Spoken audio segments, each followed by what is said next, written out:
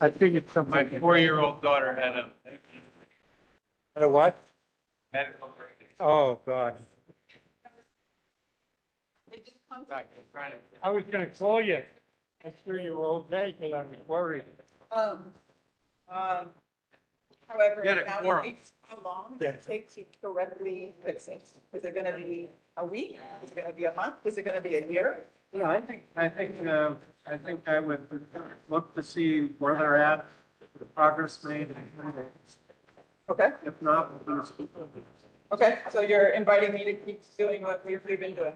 So Wainani, this is Wainani Thomas, the chair of the, she wrote, we did. I'm gonna present you there. That's okay? I have copies. Is that okay? This is from the 3 streets around the neighborhood. So that amplified around sites of the news. Wainani helps, right, she wrote it and we walked around the neighborhood. So if you could, we're gonna speak to it probably pretty quickly. I want to get ahead of all this crowd. To speak to it as fast as I can. Okay, yeah, when it comes to our resident community concerns. Yeah. Okay. Okay, deal. We'll jump on. I'm sitting right by the microphone for that exact reason, so I can get ahead of all that. Okay, good, thank you. Melissa, do you need one? Remember they, last time. All right, so we're gonna start. Amazing. Aloha, everyone. Welcome to our first Kailua Neighborhood Board meeting of 2026. This meeting is called to order. It's a regular meeting. It's a rescheduled meeting. Mahalo for those that came out February 5th and have come back a second time. On February 5th, we had a loss of electricity at the park. There was arcing and sparking in the equipment room. HECO was not on site.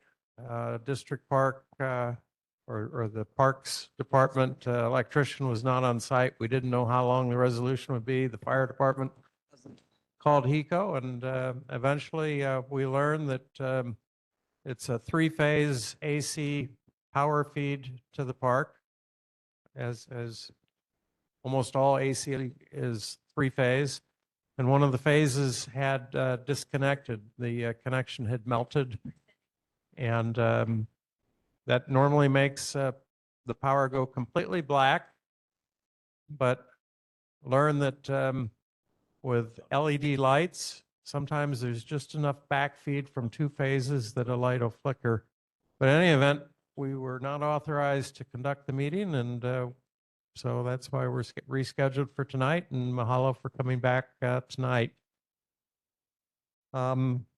First order of business with any hybrid meeting is we need to take roll call to conduct who is present for the meeting. Emily Andrade, present. Bruce Andrews, present. Jennifer Barra, present. Ana Malia Kia, Present, virtual. present online. Kellyanne Kobayashi, Present. Dave, present remotely.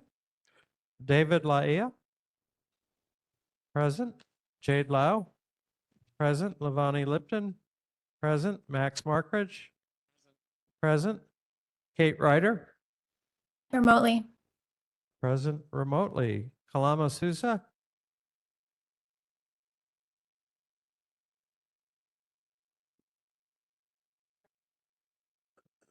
present remotely. Malia Tomes, Present remotely. present remotely. Steve Trecker, present. Jeremy Trexkin, Present. present. Evan Weber, present. Gary Weller, present. John White, present in the flesh. Donna Wong, Present. present, and I'm here. Hey, we've got 100% with 13 in person and 5 online. Very good. Announcements. Committee meetings, all Kailua Neighborhood Board Committee and Subcommittee meetings will meet at the Kailua District Park until further notice due to roof repairs at the Butcher Estate House at Kalama Beach Park.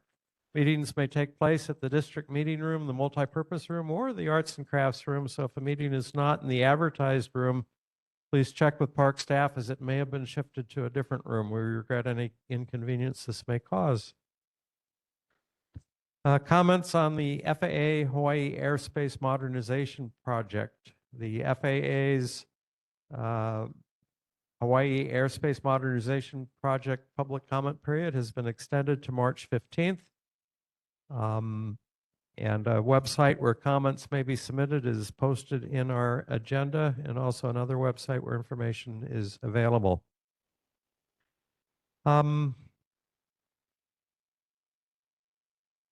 Is there anybody here that would like to talk about Lanikai parking tonight? Okay, I see a few hands.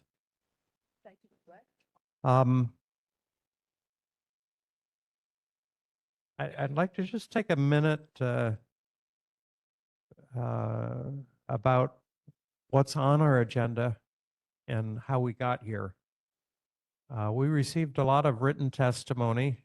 About 12 items were received in the normal time limit, and about 63 additional were received late, but they've all been posted in our meeting materials, and every member has had the ability to review them.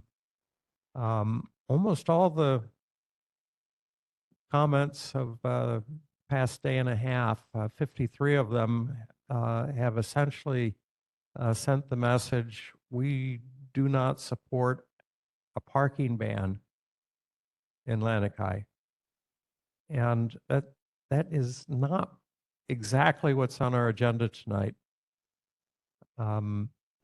So let me explain. We have an individual motion on whether or not to recommend that the city install no parking signs on both sides of the loop as soon as possible, or to wait until all the major elements of the Lanikai plan are ready, which will be sometime around the end of 2026 or beginning of 2027.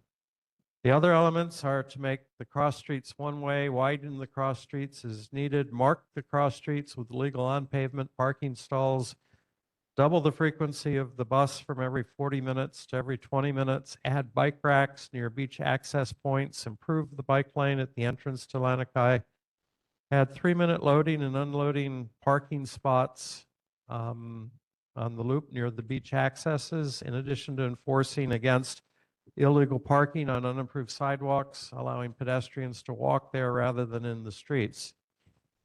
So that's the motion.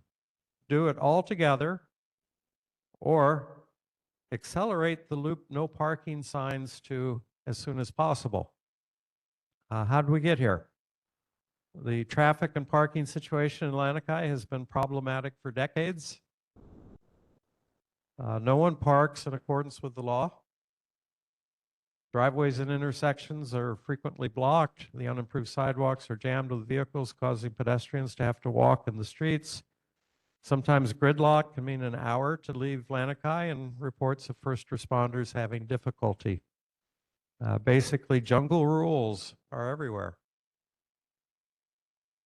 A few incremental changes have been made, such as no parking on the bike lane side of the loop, Kailina and Kailipulu becoming one-way streets, and no parking on 3-day weekends, but problems persist.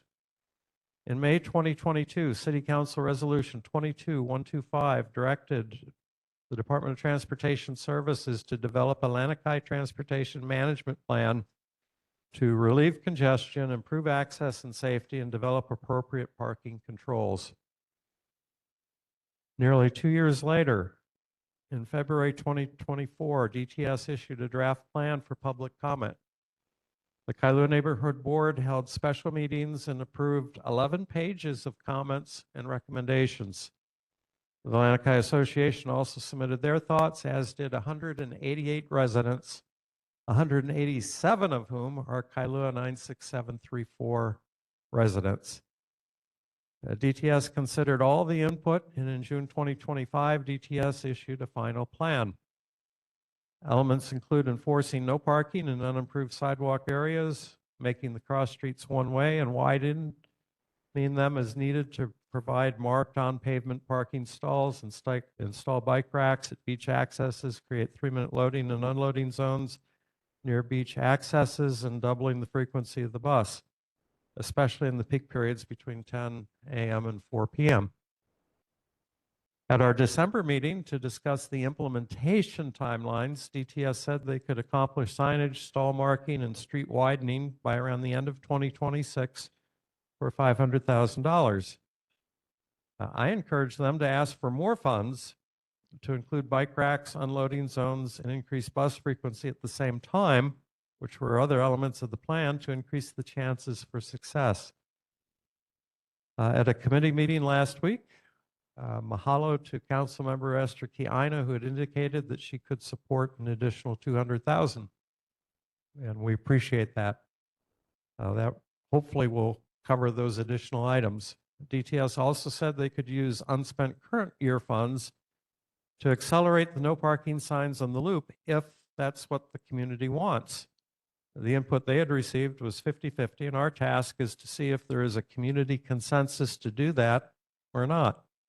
And that is tonight's motion that will be considered. No parking on the loop as soon as possible, or wait until the cross streets and other aspects are ready, which would be about the end of the year. So I hope this clarifies a little bit about where we are and what tonight's meeting will consider. As I mentioned, we did receive 75 pieces of written testimony, which is a lot. I read all of them. Every member had a chance to. Most of them were very thoughtfully written and included very good perspectives. We appreciate that, and we'll have opportunities to discuss them further at resident concerns and also when we consider the motion later in the meeting. So I just wanted to kind of put out there where we're at, how we got here, so that expectations are in line. Are there any other announcements tonight? Okay. First order of business is hearing reports from Honolulu Police Department, Honolulu Fire Department, and Ocean Safety reports. We'll start with HPD.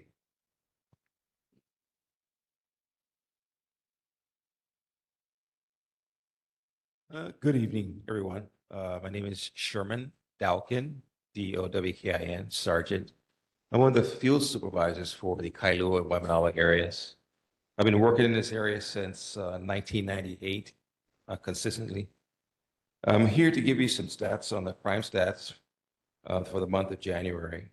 For the month of January, we had 3 motor vehicle thefts. The previous months, there were 3. Burglary cases, there were 7, up 3 from the previous month. Theft cases went down by 9, 14 compared to 23 the previous month. And UAMVs, so when someone's breaking in someone's vehicle, that was up +1, 4 compared to 3 the previous month. And robbery cases, there were no robbery cases the month of December or in January, which is awesome. That's all the stats I have. Do you have any questions? All right, questions tonight for HPD. Donna Wong. Can you tell me why all the police cars are at the major intersection? Right now, there's a power outage. We're having some issues over there. It's on continuation from the previous night, earlier this morning. I thought the lights were working, at least They are, but they're still having some issues over there right now. okay. All right, thank you. Yes, ma'am. David Laya. Yes, I understood that there was a robbery on Makapu Point area. 6 guys robbed 2 guys on the roadside. Have they been apprehended? Is there any more that you can update us on that? Yes, I was present at that scene, to supervise that scene. As to my knowledge, the persons have not been apprehended at this time, so the investigation is still ongoing. But we have increased patrols in that area, so we haven't had any further complaints. Right. John White.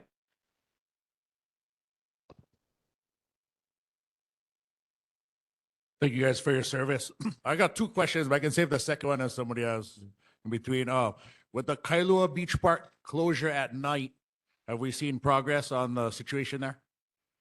Yes, we increased our patrols in the area to try and deter any persons from loitering in the area on the park closures, issue citations, and if we have to, tow vehicles.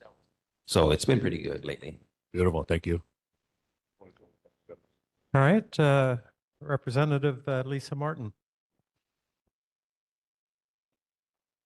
Hello, just a quick question I had from a constituent today. They said that in the Target Kailua parking lot, there was a vehicle that was not a police vehicle, just looked like a regular car, but did the big, made the big noise that you get. That's not like a siren, but just one big blast. And then two, presumably police officers got out in plain clothes but vests, like somebody was wearing like jeans, and then went to, the car in front of them that they had stopped to check on that car and get ID and stuff like that. And the question I had is, I guess the person felt it was hard to tell if they were real policemen or not, and he wasn't really sure about it, and said, if you are doubtful whether they're real policemen or not, what is the right protocol for someone to do so you don't stop in like an empty abandoned area in that situation? Well, we do have officers that are dressed in plainclothes attire, but they should be clearly marked, identified, badge, police logo on the vest, tactical vest, things of that nature. However, if you really feel uncomfortable, always comply. You can remain in your vehicle and call 911 and request a uniformed patrol officer to respond to the scene. But in the immediate immediacy of things, if the persons are asking you to stop your vehicle, then stop your vehicle. If they ask you to get out of your vehicle and you don't feel comfortable, I would just call 911 and request a patrol officer to respond in Thank uniform. you for that. All right, any questions from residents in attendance tonight? Yes, ma'am. If you could use the microphone, please.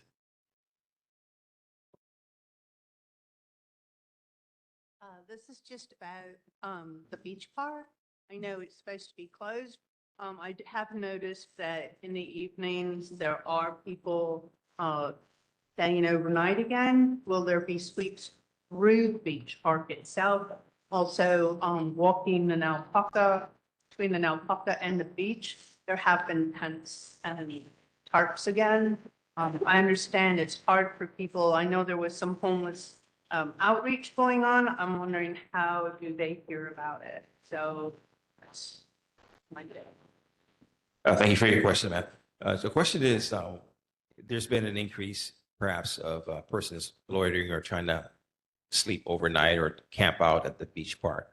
So what we'll do tonight, we'll just go through it tonight and make some checks and take the appropriate actions to make sure we educate persons that the park is closed and it's not a place for them to be camping.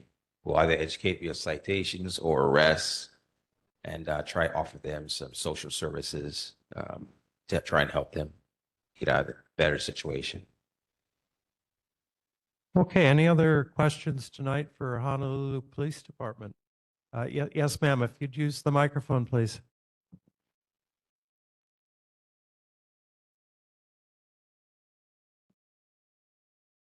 Thank you. I was wondering if there's a plan to address the ongoing speeding situation to and from the military base off of Mokapu. So the back gate. It is nonstop all day long, 50 miles an hour. And there's children who attend school at Aikahi, but they're unable to cross the street either to visit a friend, take a walk, or to go to school. I do see cops sometimes, but it is not enough to create an impact, in my opinion. I think I can answer that question. So let me just start off by, my name is Lieutenant Drew Akagi. I'm one of 3 watch commanders in the Kaneohe district. To address your question, ma'am, we're gonna start we can do a traffic enforcement project to monitor that and see how that goes and see what kind of results we have for that. But just to let you folks know, in the beginning of 2025, for the first 8 months, we had 18 fatalities in District 4. We had a total of 82 throughout the whole island. Majority of that was speed related and impaired driving. We stepped up our education and efforts, education and enforcement efforts towards the latter part of the month. And the last 4 months, I'd like to really thank the community because, you know, we ended up with 0 fatalities for over 100 days, which was an accomplishment, and we needed to bring that down. So starting 2026, just to let you know, we are going to continue with the education and enforcement because we want to bring that down to as low as we can, 0 if we can, but you know, I think we're already at 7 or 8 for the month of January. But to address your concerns, ma'am, we can put that on a list of areas of concern and address that appropriately with speeding enforcement. Yeah. All right, mahalo, John White. Thank you, LT. Unimproved sidewalks, how is that enforced? And is it enforced outside of Lanikai Loop? Because we currently have 37 cars parked on the unimproved sidewalk right outside.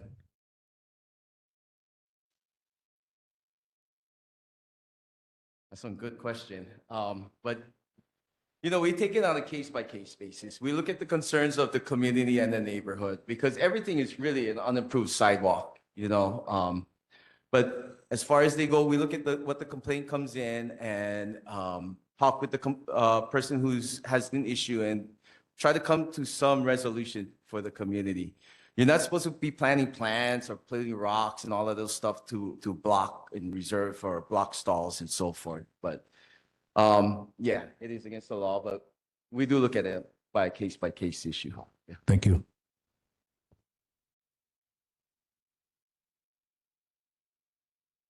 Hi, I have a question about the block stalls, the rocks and the trees. Since we're talking about parking, there's a lot of people in Lanikai who will park or will plant trees in the public easement and plant rocks. Could a concerned member call and report them to the police? Would you guys do anything about that, or is that not your division? How would a concerned member deal with that problem? I'm not the tree guy, but I think Department of Planning and Permitting is the route to go when you plant something. I might be mistaken, but I think that's the route. Raylan Rayo, do you have a question online? Yes, thank you. My name is Raylan Reno. I live near the corner of Hamakua and Auloa Street near the Safeway. And there have been so many accidents with cars running into the parked cars that are parked on near that corner, Hamakua and Auloa Street near the Firestone. The cars are usually heading on Hamakua, where it's pretty wide, towards Kailua town. And then right at that corner, it gets very narrow and there's parked cars on both sides that are floating away from the sidewalk. And I mean, I work at home, so I've been able to hear so many crashes and talk to the people. It seems to just, nobody quite knows how they got in the accident. And I'm thinking it's because it narrows down so much at that location. So I'm just wondering if you guys are familiar or have any data on how many of those type of accidents have happened right there into parked cars at that corner?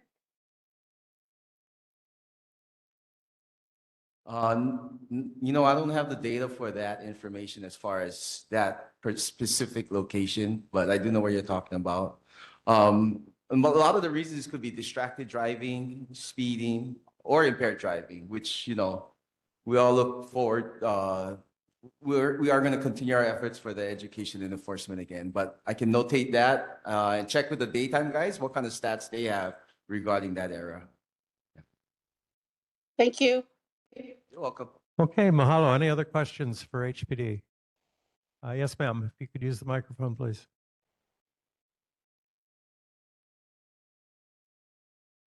Thank you for being here tonight. Someone addressed the boulders and the trees in Lanikai, but got referred to DPP. I think that was for if they want to do it. I'm asking for the enforcement. I'm asking for the removal of the boulders, the removal of the trees. It's been years. The community doesn't want this.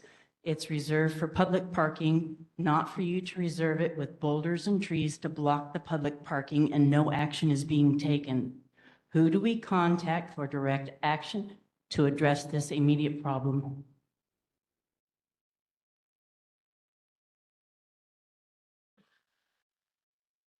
Yeah, I can get a specific, let me do some research on who exactly it is to call regarding the rocks and the trees that get planted on, because that's actually city property, so but you're supposed to maintain it, but not plant and put rocks. It is city property. Yeah, the boulders are never authorized.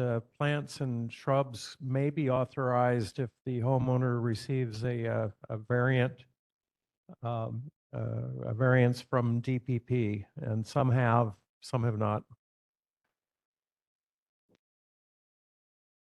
Yes. Dunawang.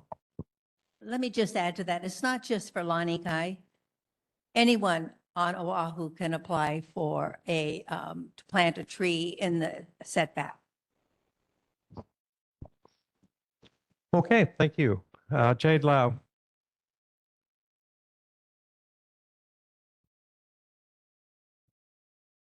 We're on the topic. What is the rule for parking on an unimproved sidewalk? Can you please reiterate what is the ROH for parking on an unimproved sidewalk?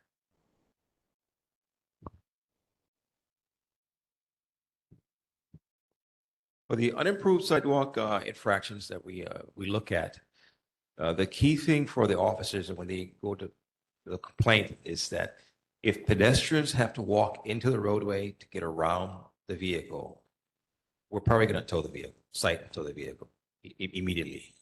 So if you see that, just look, eyeball it. If it looks like pedestrians got to walk on the roadway, you see them walk on the roadway, just call us.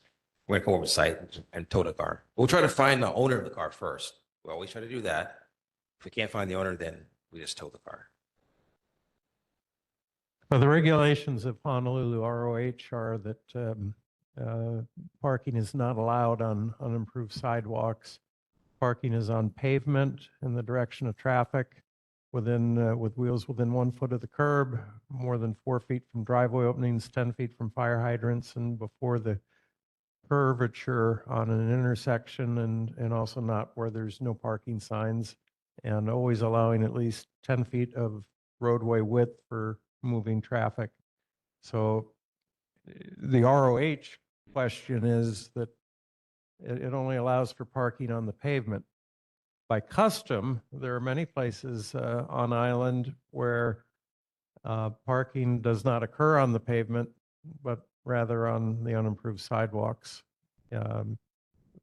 Lanikai is an example, but there are other places in Kailua that are the same.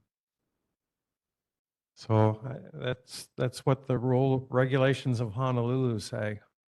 So just to reiterate and make sure I understand, and everybody in this audience understands, if you have a vehicle parked on an unimproved sidewalk that causes pedestrians to have to walk in the street, they can pick up the phone, call 911, say there's a vehicle parked on an unimproved sidewalk that's causing people to walk in the street, and HPD will address it. Yes. Is that clear as a bell?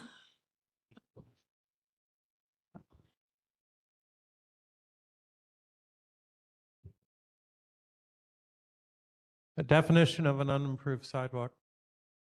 It's the area between the property line and the travel portion of the roadway, or the asphalt, if it's asphalt, that grass area there. It's like an easement, but it's a space where the property line is clearly marked, say, with a fence, wall, or some type of marking.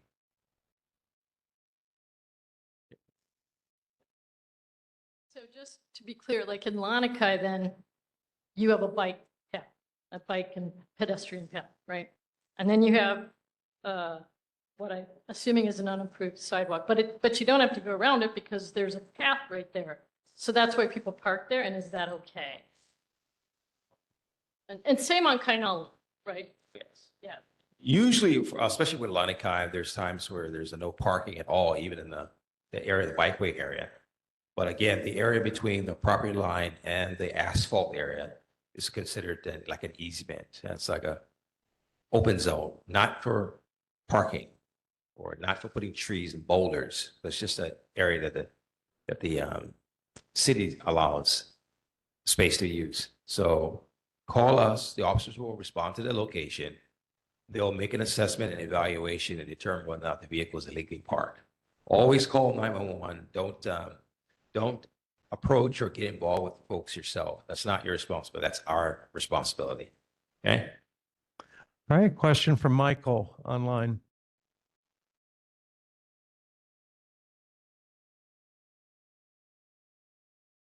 Michael? Okay, we'll move on. Any other questions for HPD? Yes, ma'am.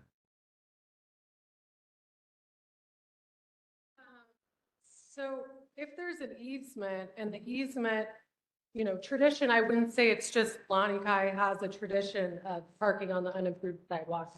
Anywhere in Kailua, except for places where there's sidewalks, that is how we do it here in Hawaii.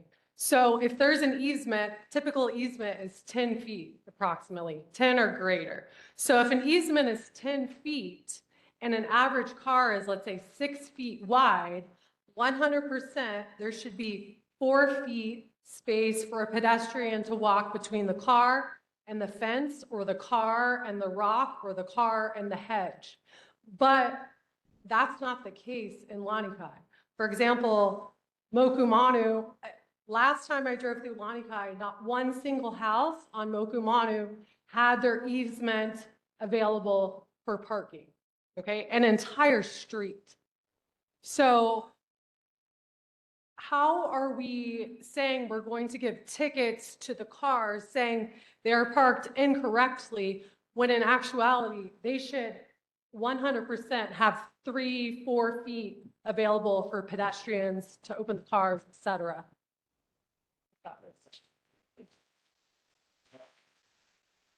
Bill. Sure. And like, I understand complaints and, we've all called HPD or a police station for a reason. And I understand you address issues when they come up, but to address parking on unimproved sidewalks, we address it by like a complaint basis. And so we're enforcing these specific laws only in Kailua, only in Lanikai, but not in the rest of the state. That's not how the law works. The law is supposed to be spread to all people in all areas. Okay, are there any other urgent questions for HPD? Or we have a full agenda tonight. Jeremy Trexon, do you have a question? No, I was just saying in interest of, staying on schedule and staying on time and, stop like asking these officers like zoning questions down to the detail and let them go out and do their job. We're going to talk about zoning and parking in Lanikai later on in the evening. So in an effort to stay on schedule, I recommend we kind of move and proceed to HPD fire department. Okay, any remaining questions? Okay, thank you very much, HPD. Honolulu Fire Department.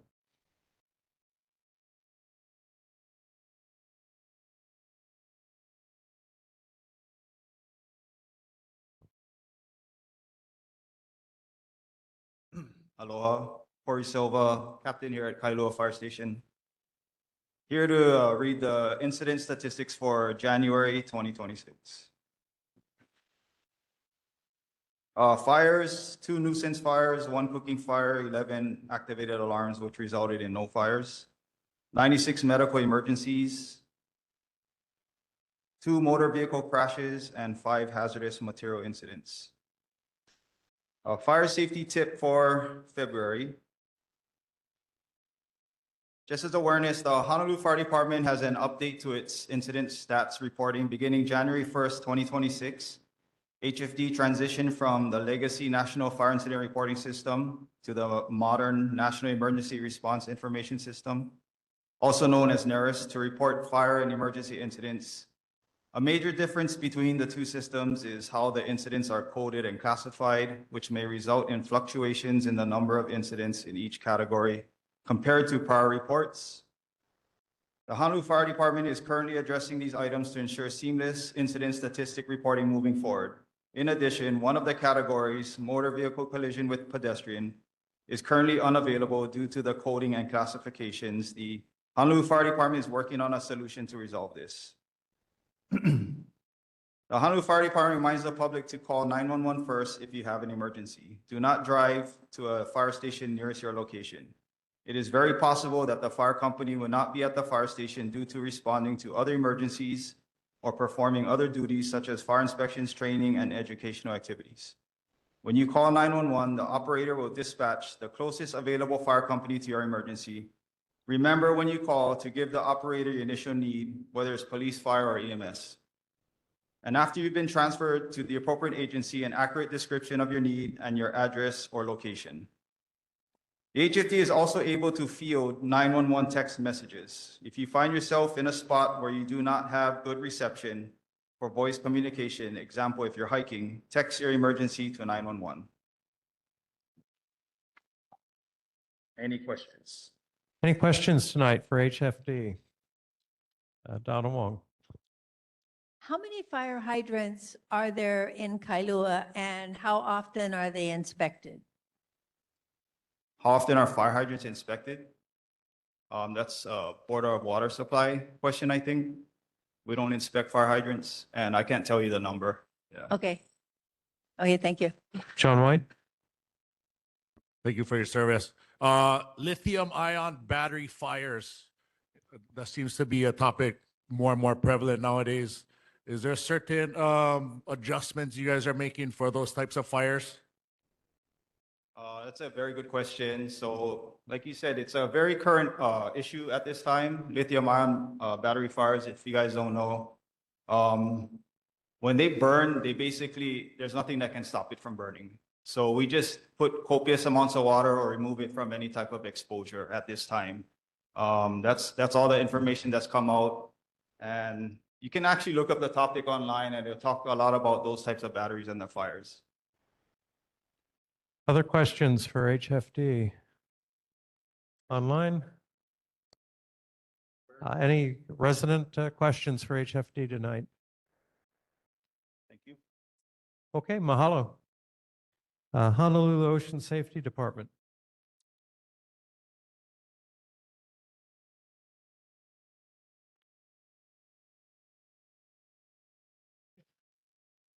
Aloha, everybody. My name is Aka Tamashiro. Some of you guys might remember me from Donna Beach. I'm currently District 2 Waimanalo's acting lieutenant, filling in for Kailua's Lieutenant Chelsea Bizik and Tristan Fabro this evening. As you can tell, everybody in the city has been very busy. For us, the high winds bring high surf. The past couple of months, unfortunately, I wasn't able to get the official stats, but I can tell you that we've had countless rescues, both at Makapu, Sandy's.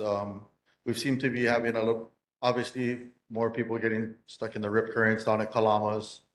We've actually seen a rise in medicals in the Kailua boat ramp, as well as the shower area at Kalamas as well, including older gentleman having a seizure next to the old concession stand. We had a 75-year-old male that some of you might know is at a slip and hit his head while trying to take a shower at Kalamas. Luckily, everything EMS was there quick as can be. We're always very grateful for them, as well as HFD for corresponding. We are seeing the standard when we have high winds and high surf, influx of box jellyfish. I know it tends not to be as big of an issue for those of you in Kailua as us in Waimanalo, but we've seen some of the influx coming around the bend. A lot of the kids getting stung. We have seen our usual rise in children getting stuck in rip currents, especially down at Kalamas and places like flagpoles. So we're very grateful that we have that Kalama station now. So we got to get people down there on the scene. Aside from that, Few shoulder dislocations, a few vandalism cases. We've actually been fairly lucky as far as we haven't had any major vandalism or theft out of our towers recently, but it's only a matter of time, and we just continue to do the best that we can. And like everyone, we are still short-staffed. So if any of you guys know any young women or men that may be possible great candidates, we're always hiring. You guys have any questions? Questions for ocean safety tonight? Lavani Lipton. Aloha. My question has to do with, do you folks work with the kayak companies when we have these very fierce conditions? We were at paddling practice on Saturday and it was super windy, and so we decided to go into the canal in Ka'elepulu Lake. And we saw some tourists venturing out into the ocean, and all of the paddlers were like, why are they even allowed to go out there? Look at the conditions. So is there some type of rules or policy that would protect folks knowing like these are not safe conditions for you to be in? Well, first, let me tell you, thank you to you and your crew for going into the canal. We appreciate that. That nothing's gonna beat good judgment and common sense. But to somewhat answer your question, yeah, anytime there's any type of emergency, it's always gonna be a co-department response. So usually the main three, with us being first on the scene for beach stuff, is us, and then fire almost always co-responds, backs us up Unreal, and then EMS is usually right behind them. So those are, it's a three-prong attack. Touching on the bases, we don't have any type of,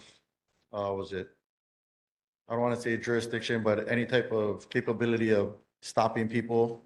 What we do is what we consider preventative actions by reaching out to all the businesses, and most of them, they're long time around, so they already know when they see it on the news. So we don't usually have any problem with that, but we will make phone calls or pit stop at the shops and remind them, hey, the dishes are bad. If you guys can, maybe hold off on renting. I know that impacts their business, so we try not to hurt them too much with that, but we also try to give them other options like staying in the canal. At the bare minimum, we'll be down at the beach. And if we see something, obviously, if it was obvious to you, then it's obvious to us. And we'll go down and be like, hey, guys, regardless of anything, I understand you may be on vacation. Maybe they didn't tell you at the shop, and we'll try to do a preventative action there. But that's as far as we're allowed to go. From there, we just give them as much information as we can and cross our fingers that they make good judgment calls. And if they don't, then we come out when they need us, and we try to do it smiling. And sometimes it gets old, but our main job is to do the preventative action and then help them when they are in need. All right, mahalo. Other questions for ocean safety tonight? Max Markrich. Yes, thank you. Could you give us an update on when you may expect the safety station at Lanikai Point could be finished? That is a really great question. I'm sure all of you longtime residents, Tony Ho, who's since retired, that was he got the ball rolling on that. The latest update that I have also with my primary zone being Waimanalo, I'm a little bit out of the loop on that one, but latest updates that I have was that they're making some changes to some of the purchase orders. And what I've learned in the last few months or the few meetings that I have sat in on, changing one purchase order needs to be stamped by all 5 to 6 different departments in charge. So the latest I got is a few changes to a few purchase orders, which we don't really have a timeline on. The closest thing that I could give you would be what we're being told, those of us in the field, hopefully by the end of summer. And we really can't wait because it's been a long time coming, and we really generally need to put it into use. The sooner the better, but as of now, what we're hearing is end of summer, but we were also told that end of last summer. Other questions for ocean safety? Michael Whaley. I'm sorry, Richard Whaley. Online.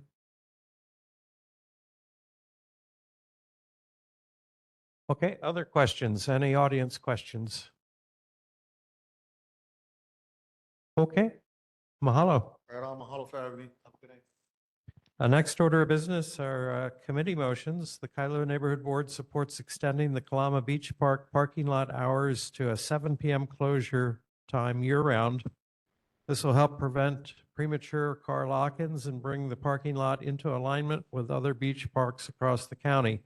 Kalama Beach Park is currently the only beach park parking lot in the county that closes at 6 p.m. This is a Parks and Recreation Committee motion. Evan Weber, you want to expand upon this at all?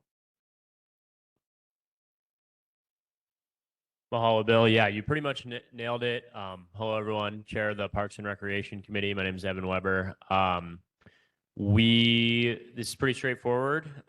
We got some complaints that there were people getting locked in the park because it was getting closed at 6, but it was still light outside during part of the year. And we did some research and found out that there's no other beach park on the island that closes its parking lot at 6 p.m. So we think it should be at 7 p.m. Like all the other beach parks on the island. They're either closed at 7, 10, or never. That's it. Okay, motion is open for discussion. Any discussion? Jade Lau. Evan, is there any understanding or history as to why it was 6 before?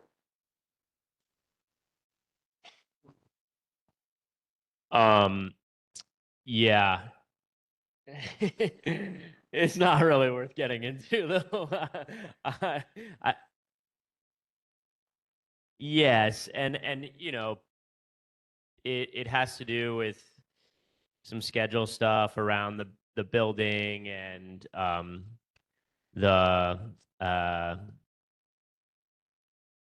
So old historical stuff, and we're bringing it up. And you know, it does everybody get dark earlier than 7 sometimes, and there were some concerns about that, but not enough to prevent us from moving forward with this motion from the committee's perspective. So we're looking for consistency with the rest of the beach parks. Thank you. Kate Ryder. I think Evan pretty much said what I was going to say. I think in the past, the community had more concerns about the park being open later, but the concern now is just that these cars are being locked in the parking lot and unable to leave, and it's causing issues, and it's even causing issues for the lifeguards who they don't their shift ends at 6:30, and so they're leaving at 6:30, and the park is technically locked at 6, and it's causing conflict between the lifeguards and the public that are getting locked inside. And I've spoken with members of the community that lives around there, and they're in support of this motion. Not everybody, obviously, but the ones I could talk to. All right, any other board discussion? Richard Whaley? Online?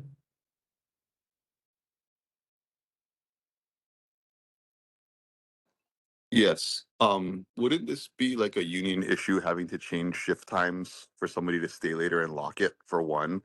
And then for two, why is this beach park locked when all the other ones aren't? Kailua Beach Park and boat ramps have more parking lots and more cars could be there. This one seems smaller. Why is this locked and the other ones aren't?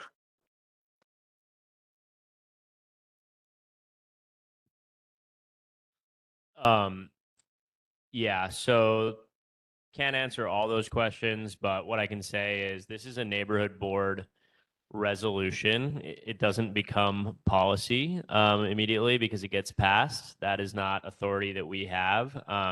We play an advisory and consent role with the city and the state. So we have talked to park staff about this.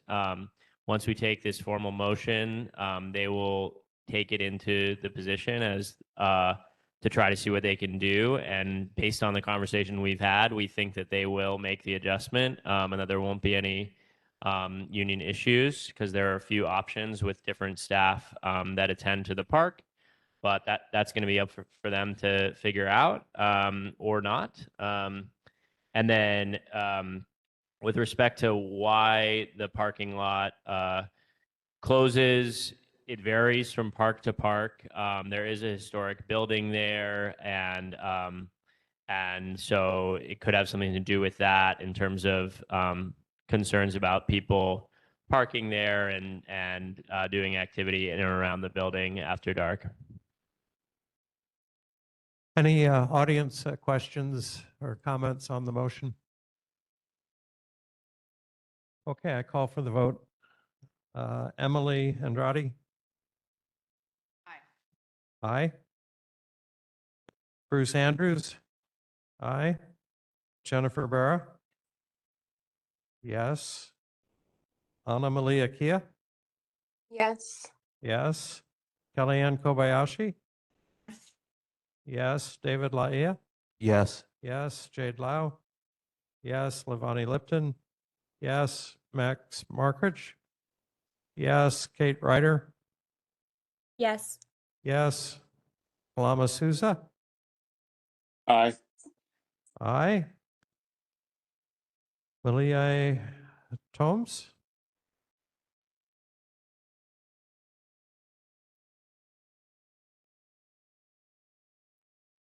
Malia Tomes? Steve Trecker? Aye. Jeremy Trexkin? Yes. Evan Weber? Aye. Gary Weller? Yes. John White? Aye. Donna Wong? Aye. Chair votes aye. Passes unanimously with 18 votes. Mahalo. Next committee motion is a motion to support establishing an empty homes tax in Honolulu. Be it resolved that the Kailua Neighborhood Board stands in solidarity with other Oahu neighborhood boards that have adopted resolutions in support of establishing an empty homes tax in Honolulu, and be it further resolved that the Kailua Neighborhood Board supports the concepts contained within the current draft of Bill 46, 2024, and that copies of this resolution be transmitted to the mayor and the council members and all neighborhood boards. It's a Planning, Zoning, and Environment Committee motion. Donna Wong, would you like to expand upon it further?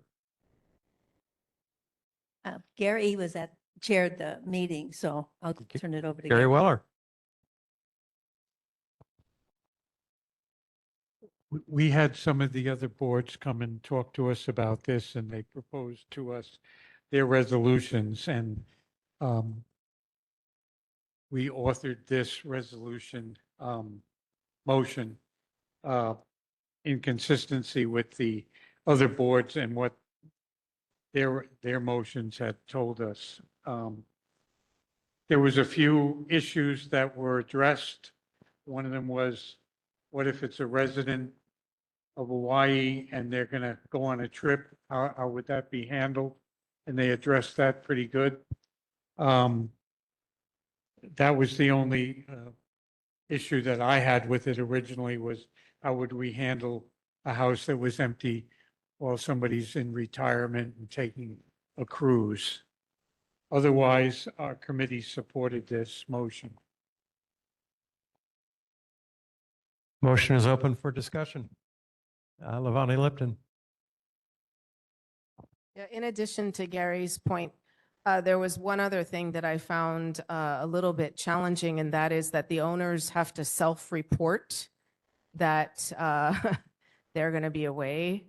So I don't know how many people will self-report knowing that they're going to be taxed extra. So that was one of the challenges that I remember from our discussion.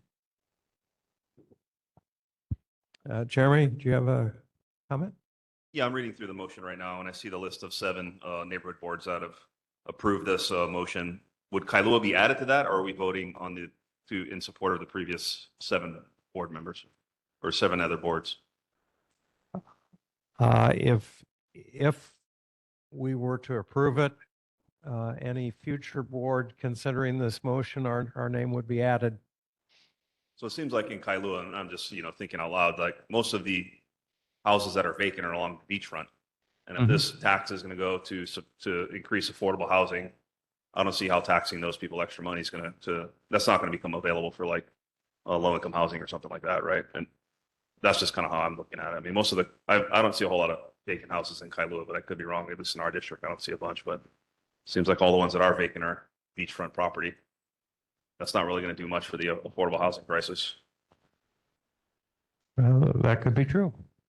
Yeah, so I can speak to that. So the purpose of the tax, which was not written by any of these neighborhood boards, but is a active measure before the city council, put forward by Chair Tommy Waters, is has a couple of purposes. One is to send kind of a demand signal for future housing that this is not a place that people should be buying houses and leaving them empty because we are in a housing crisis. That's a common practice that we're all aware that investors, large and small, partake in. The second purpose is to encourage people to consider their homes for long-term resident use, whether that be for sale, which some people, to your point, Jeremy, are rich enough that they won't do that. But if they were to sell, then somebody would move in there. It might not be the people who are in need of affordable housing, but that opens up other housing stock for other folks, or to rent. And then the third purpose is taxes obviously generate revenue, and the city council had been considering multiple pathways there, but one of those pathways would dedicate the revenue towards affordable housing and homelessness. Yeah, that's one more comment. So I guess there's lots of local people as well who are empty nesters and spend a lot of time on the mainland. So it's going to affect them as well. So it's not just going to be out of state landowners or people who have second homes here in Hawaii. So there's going to be an impact on locals as well as like out of state investors, I think. It was explained that if you have applied as an owner occupant, you are exempt.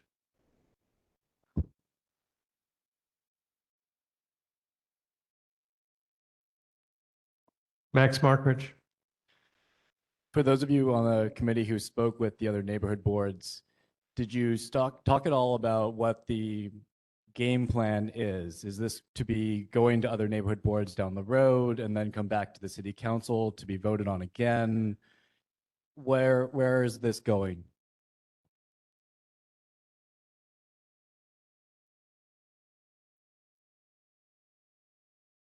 Yeah, I think it's stalled in the city council, and it would, if this is adopted, we would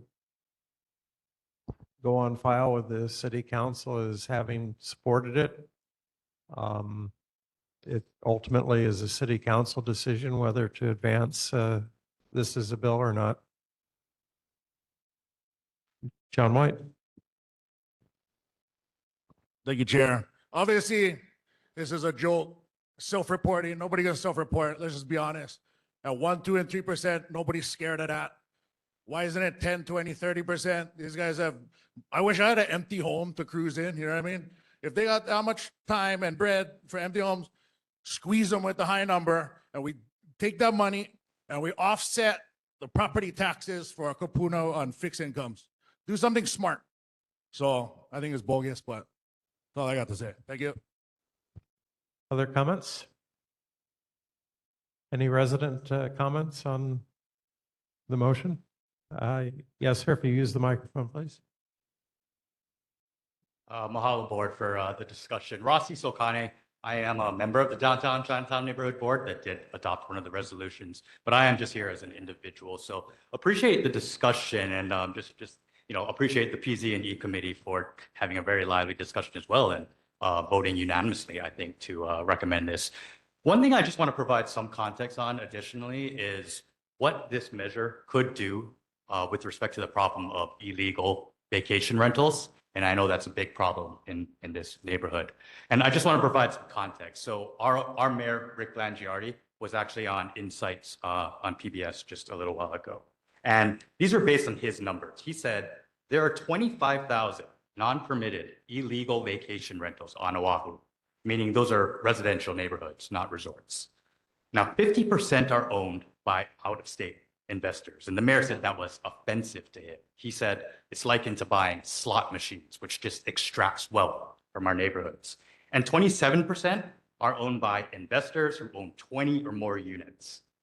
Now, the empty homes tax isn't perfect by any means. It's just putting something on the ordinance that says our houses, our residential units are not for sale. You can't use these as illegal short-term vacation rentals, but it's just the first step. And I would like to say that it's, by the way, very narrowly tailored as well to focus on out-of-state investors. There are numerous exemptions that have been written into the bill that are purely designed to protect local residents. And I'll say, Councilmember Kiaina actually championed many of those because she's always been a champion to protect our Kama'aina families. But this just could be one idea that could help, provide another tool in our toolkit for trying to combat these illegal short-term vacation rentals. So I urge everyone to vote yes. Thank you. Other comments? Question. Hi, Melina Spinda. If I may, I don't know who to ask this of.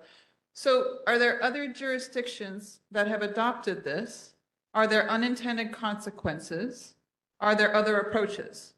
Because if this is new, brand new, and we're going to launch this on our communities, and we don't know that it's been tested anywhere else, I'm just throwing caution of like, show me where it's worked, what you're saying, and what have been the consequences therein, and can we adjust towards, so we don't have those consequences? Because I'm sure there are kapuna, who just said kapuna, that may have bought a house in 1960 for $30,000, and they might have 2 or 3 for their kids. Their kids might be somewhere else, and that there's consequences. This is not necessarily just black and white. So I just throw that caution to the wind of the conversation. And I ask, where else has this been adopted? Go ahead.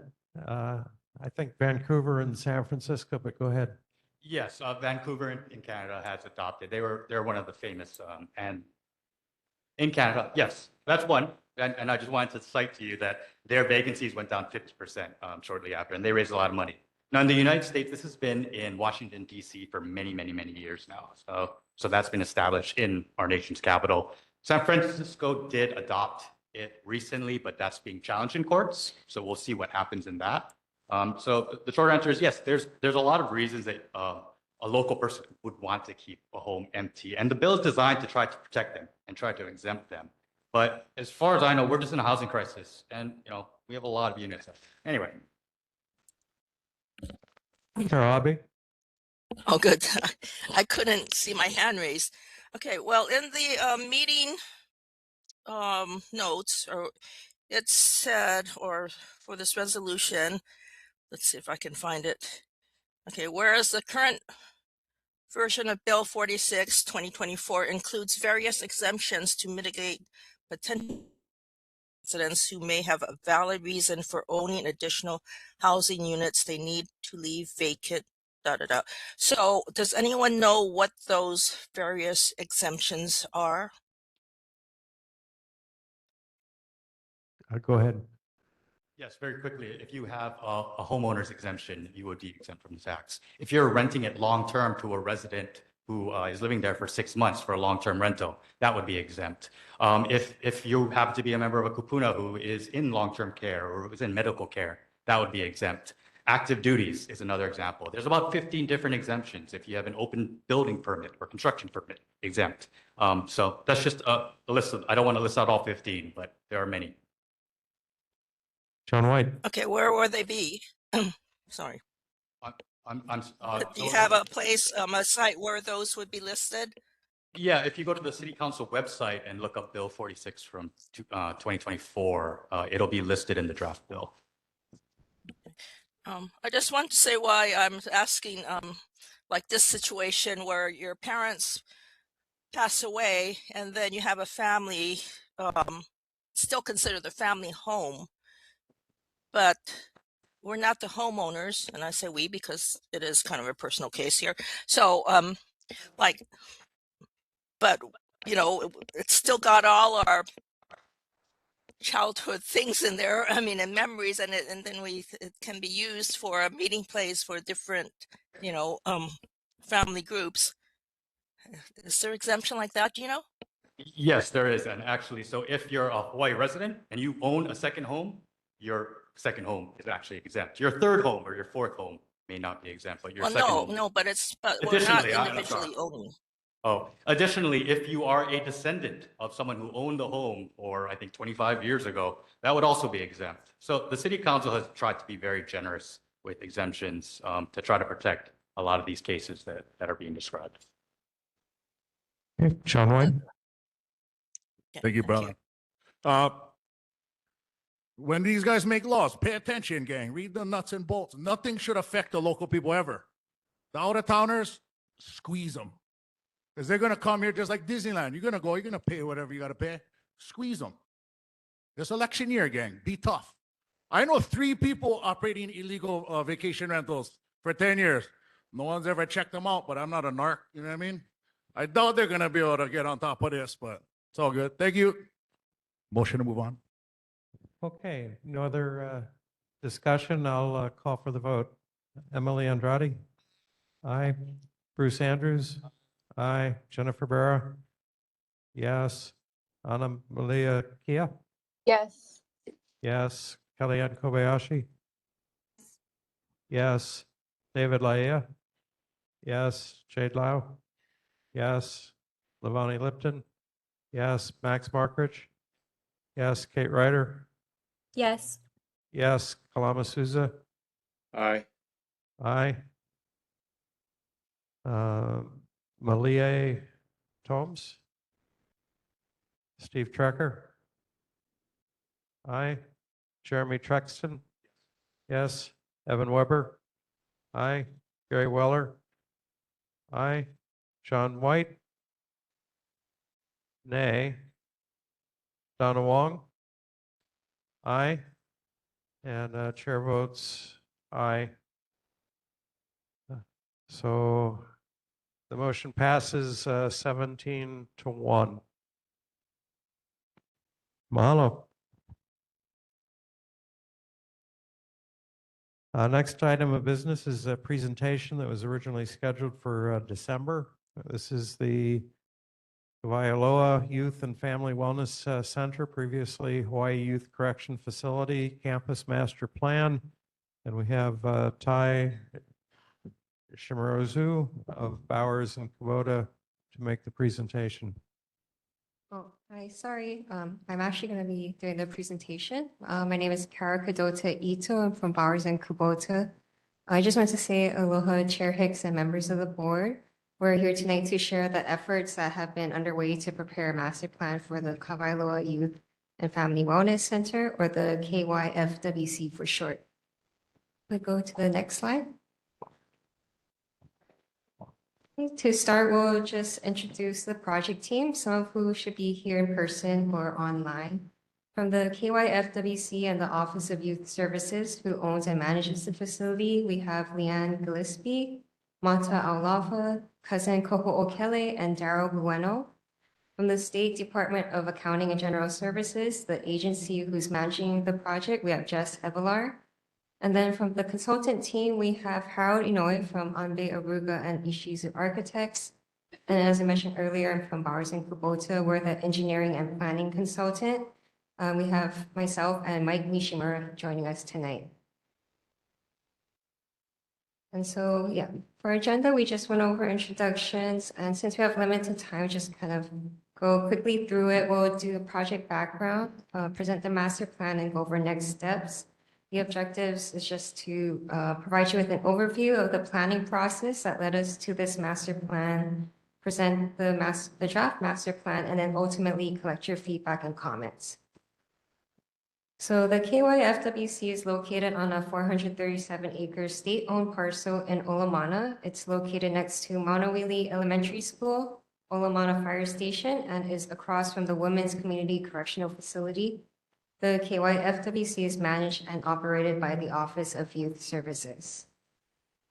This slide shows the timeline and history of the Office of Youth Services and KYFWC. Hawaii's first youth institution, the Hawaii Industrial School, was established in 1865 on Oahu.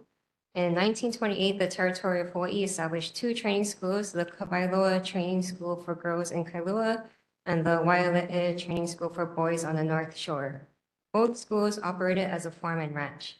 In 1962, the Waialae Training School for Boys closed and the boys were moved to Kailua, combining to form the Hawaii Youth Correctional Facility, which is what the KYFWC was formerly known as. Over 50 years ago, in January 1975, the state's first juvenile justice plan was submitted to the legislature, marking the beginning of Hawaii's efforts to implement a therapeutic and restorative framework of policies and resources to support youth within the juvenile justice system. In 1989, the legislature established the Office of Youth Services to separate minor offenders from adult offenders, bringing a new era for juvenile corrections in Hawaii. The OIS was also tasked to provide and coordinate a continuum of services and programs for at-risk youth to prevent delinquency and reduce the incidence of recidivism. The agency also provides and supports front-end prevention, diversion, and intervention services and back-end re-entry and transition supportive services. The establishment of the OIS is evidence of Hawaii's recognition of the special needs of youth who far too often have struggled to adjust and adapt from an early age as victims of neglect and abuse in families burdened with many problems. In 2009, Hawaii entered into a national campaign that aimed to reduce inappropriate use of detention as a response to juvenile delinquency. In 2014, Act 201 was passed by the state legislature, improving probation practices, codifying limitations for youth placement at the Hawaii Youth Correctional Facility, and requiring re-entry plans for youth released from HYCF. As a result of Act 201, further declines in court filings, probation placements, and youth confinement were realized. In 2018, Act 208 renamed the campus from the HYCF to the Kailua Youth and Family Wellness Center as the next step in the state's effort to transform the juvenile justice system. Over the past 6 years, partners have been working together to develop a model for a system that centers around healing and leads to improved community safety. The administrator who manages KYFWC has engaged partners to co-locate public and private, like for example, community-based youth-serving organizations on the KYFWC campus. KYFWC has successfully convened key organizations that provide on-site services on its 437-acre campus. Over the past 6 years, KYFWC has made steady progress and began implementing the paradigm shift by starting a cultural healing focused program, building staff skills and capacity, and increasing staff and youth access to intervention resources and educational and vocational opportunities. Staff, volunteers, off-campus partners, and youth leaders engage in training in cultural approaches to become advocates for the state and private funders to invest in youth through resources for cultural healing, trauma-informed care, and mental health awareness. So as we showed in the previous slide, with the passing of Acts 201 and 208, the state has begun to implement a paradigm shift for the juvenile justice system, where the focus is more on a cultural healing, therapeutic, and rehabilitative program. The KYFWC has already started this transition with their current programs, but through this master plan, they'll be able to fully make that transition so the facility can become a pu'uhonua, or sanctuary for troubled youth, by providing a campus and programming that fills the gaps in the current continuum of care and is rooted in Hawaiian practices and culture. So through this master plan, the facility hopes to offer rehabilitative services and programs that provide state-of-the-art facilities to support the treatment of youth. And they'd also like to expand the capacity through existing and additional partnerships with state, county, and community organizations. Next slide, thanks. This slide shows a planning process for this project, which started over 2 years ago now. We first started out with a site assessment where past reports were reviewed, current conditions were assessed to identify necessary improvements. We then prepared a programming report which outlined the long-term operational needs and gaps in the programs. This included interviews with program operators, partner community organizations, and related state and county agencies. So now we're here in the master plan phase, which builds off the previous phases to develop a conceptual master plan. The master plan identifies both program and facility improvements and priorities. So we're doing this outreach to nearby neighborhood boards, landowners, and other stakeholders, and are targeting to have the final master plan done by the end of the first quarter, 2026. The next two phases include an environmental impact statement and plan review use. The EIS will assess potential impacts and mitigation measures through technical studies, and will also have a community outreach effort and public comment period. The plan review use application process will follow the EIS. PRUs are required for institutional uses and will be reviewed by DPP and the City Council. And we'll also be coming back for another presentation during that process. And then after that, the project will move on to design and construction. But as you can see, this is a long process until we get to any constructing of the master plan improvements, and funding still needs to be procured for the next steps. And just to note that construction will also need to be done in phases as funding becomes available. So now before we go over the master plan, we just want to share the existing programs and facilities that are currently in operation at the KYFWC, just so you get a better idea of what the improvements and changes will be. I'll go over everything by program, explaining the current services the program provides and their existing facilities. The program descriptions are shown in the table. Sorry, it's a little small, but we have some fact sheets at the table that shows some of this information. They're color-coded to show what buildings are associated with the program. And then we'll present the master plan in the same format. So first is the Halepea and Halemoa program. This is the incarcerated program for boys and girls that operates out of the secured central facility. This program was the start of this whole facility and what inspired the transition of the facility to shift to a more therapeutic and rehabilitative approach. All the programs at the facility are designed to both prevent incarceration and also provide support after youth come out of incarceration. The next program is Hale'opuakea, which provides support, services, and residence for homeless young adults ages 18 to 24. They currently operate out of the Building 6 Panable Cottage, shown in the center of the facility in light green. The next program is Hale'elu, which is a recreation program for youth and young adults ages 12 to 24. The only recreational facility they have right now is a gymnasium. Hale Kaniko'o is a mental health assessment and healing program for youth ages 12 to 19 years old. Their staff is currently in Building 3, the administration building, and they provide services to incarcerated youth in the secured central facility. Hale Lanakila is a transitional program that provides vocational training and residential facilities for youth and young adults ages 14 to 24.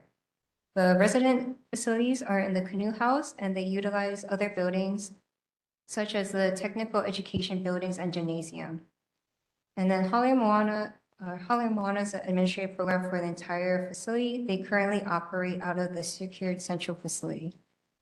Hale Moalani is the agricultural vocational program, which operates out of a cluster of agriculture buildings shown in purple. It includes a dairy building, Quonset structure, aquaponics building, cattle chute, and piggery. Hale Olamana is essentially Olamana School, which serves grades 7 to 12. They provide alternate forms of education for at-risk youth referred by DOE. And as you can see in this map here, the buildings in use are mainly around the center of the facility, but there are a lot more buildings and space that could be used and reactivated once improvements are made. Next slide. So now we'll go over the improvements proposed in the master plan. The first priority of improvements would address the safety and security of the campus and would include improvements that would be made around the whole facility. This would include additional parking throughout the facility, sidewalks and walkways connecting to buildings and parking lots, down-shielded lighting along sidewalks, providing 2 guard shacks at each entrance to the facility that would operate 24/7, landscaping around buildings and parking lots, irrigation lines, a new water storage tank, reinstating Api Spring to provide water for irrigation or potable use, reinstating Olamana Pump House, existing reservoirs, pumps, controls, source wells, installation of a pump house, pump control, piping, valves at Kailua Spring, and upgrades to electrical infrastructure. So this slide shows a conceptual master plan of the whole facility, including new buildings, facilities, and a description of new programs. And as I mentioned, you can see it on the fact sheet that is available on the table. The improvements summarized here would be made after the safety, security, and general site improvements are done. So going down the list, the first program is Hale Opuakea, which provides services for homeless young adults. A new youth homeless shelter is proposed for the program to offer a drop-in center that is closer to the entrance to the facility, making it safer and easier to access, especially since this is a very transient population. There will be landscaping around the building to screen it from the highway. As I mentioned, Hale'ulu is the recreation program, and improvements will include a new parking lot and restroom to service the baseball field near the entrance to the facility. This field would be available to the community to use for daytime baseball practices. There will also be improvements to bring the swimming pool back online, as well as renovations to the gymnasium. Hale Kaniko'o is the mental health assessment, healing, and residential program. The Hilltop Cottage is proposed to be demolished to make way for a new mental health facility and expanded parking lot. Renovations would be made to Ho'okipa Cottage and Panable Cottage to accommodate the step-down program and program staff. Hale Lanakila is the vocational training and residential program. A new residential facility would be constructed and outdoor storage and parking would be expanded. Hale Lanipalua would be a new program that would be brought to the facility, which would provide assessments and support for survivors of commercial sexual exploitation of children. Renovations to Maluhia Cottage would be made to accommodate the program. Hale Moana is the administrative program of the facility. Improvements include a new 2-story admin building with offices and a training complex and parking lot. Hale Mololani is the agricultural vocational program. Improvements include adding a residential aspect to the program by providing approximately 20 Kauhale residences and shared uses, demolishing the Quonset structure to create a new building for classrooms and storage, and demolishing the piggery and pig pen to construct a residence for the farm manager. Hale Olama's school, no changes are proposed for this program. Hale Pea and Hale Moa is incarcerated program. There's also no changes proposed for this. Hale Peva is a new program that is faith-based and provides support and religious needs for youth and young adults. Improvements for the program include renovations to existing Building 5, providing a new faith-based learning center and an outdoor pavilion and earthen stage. And then the last new program is Hale Popo Papa, which is a Hawaiian culture program to provide healing and restoration through Native Hawaiian and Pacific Islander cultural practices. Improvements for this program include restoration of the existing Kukui Pilau Heiau, a new traditional hale, restrooms and earthen stage, and constructing a pathway that leads to these facilities. So this slide here shows photos of the buildings that are proposed to be demolished, just to get a better idea of the conditions these buildings are in. New buildings and facilities would be constructed in place of these buildings. And then this slide shows photos of some of the other buildings at the facility, just to get a sense of what it's like there around the campus. And with that, we'd just like to say mahalo again to the board and everyone for their time to allow us to present the draft master plan. I know we went over a lot of information in a short time, so if you want to learn more about the project, please see our website, project website. You can scan the QR code there, or if you have a fact sheet, you can also get the URL for the website. We have a feedback survey posted on the website where you can leave questions and comments on the master plan. We're also leaving contact information here for Mata and Cousin from KYFWC and Ty from Bowers and Kubota. So we just highly encourage everyone to visit the website and provide their feedback, as this facility is really intended to serve the community and youth across the state. Whether it's comments on the facilities or the programs, we want to make sure they're both addressing the needs and trends we're seeing with at-risk youth, so that this master plan can ensure that critical services for youth are provided. And with that, we'll open it to questions and comments. Okay, questions and comments. Levani Lipton. I know we're tight on time. So my question really is, you had mentioned doing outreach to other neighborhood boards and community. And I'm really curious about the nonprofits who are currently on site. How is OYS and the other agencies incorporating their perspectives into this master plan, and how will you keep them involved? If you want to go back to the planning process slide, but when we shared the planning process in the programming report section, we did note that we interviewed the existing programs there. So we interviewed all the program operators currently at the facility, got their input and feedback on what are their needs and like what could be provided in this master plan to help with what they're currently doing and what they may do in the future. So that their input was already provided in the programming report, and now it's reflected in the master plan. And there will be continued coordination between the facility and the operators. And you anticipate that all existing tenants will continue at the facility?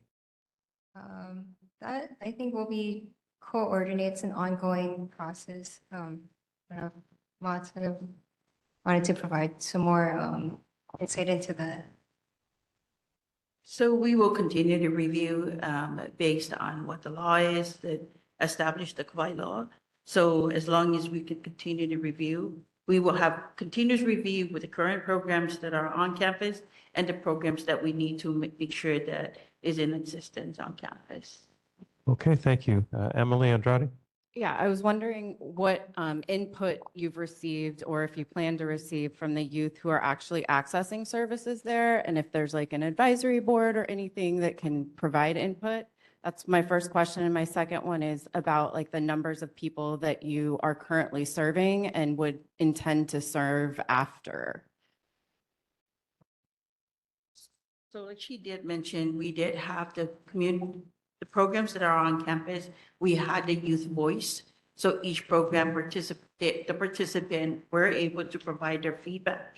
And also with any of the serving youth programs outside that we have contracts with, also with the judiciary programs, because they are the forefront of before coming over to us, and also other community voice and group programs, Halakipa, Catholic Charity, that serves all different type of youth. So a lot of them are also providing their feedback, and we're also sending them the survey too, so that the parents are also involved, the community providers, the community-based organizations, not just here, but all throughout Oahu and the neighbor islands. Gary Weller? I have so many questions. In your whole proposal, I see no money. Okay, so who's providing the money? How is that going to happen? The buildings you're going to demolish or improve, what are the existing tenants going to do while you're doing that? Are you going to remove any of the existing tenants that are at the site? I have a nonprofit organization and I donate an immense amount of clothing and other things to the different organizations there. And I really doesn't want to see that go away. So those are my major questions. Also, several of these organizations are teaching youth how to do construction and how to better themselves in that arena, plumbing, electric, carpentry. It would make sense to me to possibly use those groups in the construction of the project and the demolition to save the taxpayers money, because they're very interested in getting that training.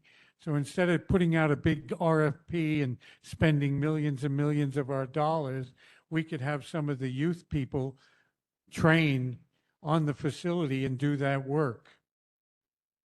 That's just a concept and an idea. Thank you.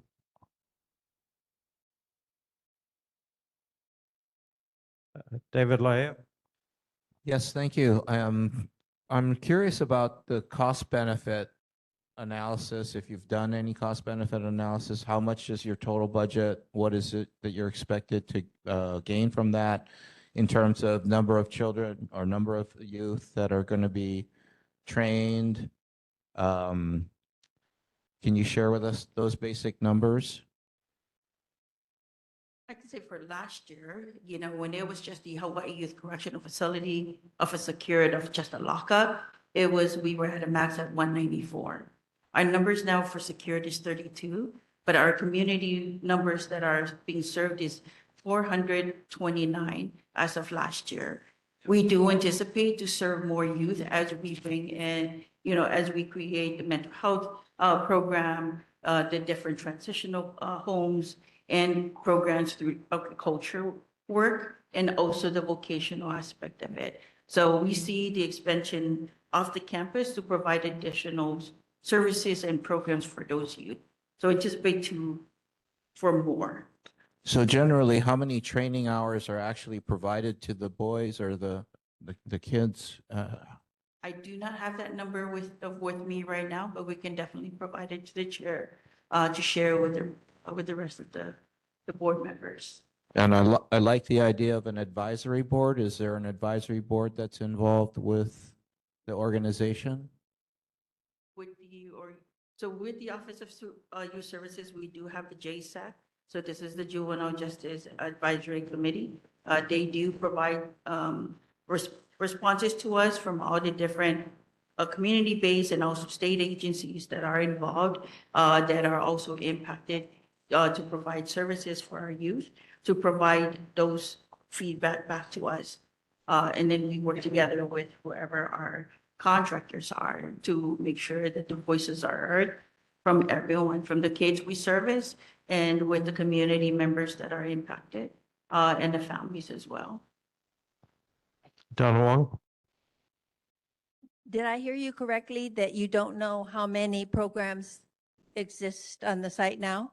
We do have the programs. We do have a RISE that is with the managing for the unhoused youth homelessness program. We have Kinahea that is for the vocational program. And then So how many, I just need a number. How many programs are existing and how many programs do you plan on bringing in? We have 3 existing with the secured facility. That's not only the Olomana School, but we do anticipate to bring 4 more, 5 more programs with the transitional housing. Okay, and I have one other question. How many historic buildings are on the property and how many of them are listed on the register and how many are slated to be demolished?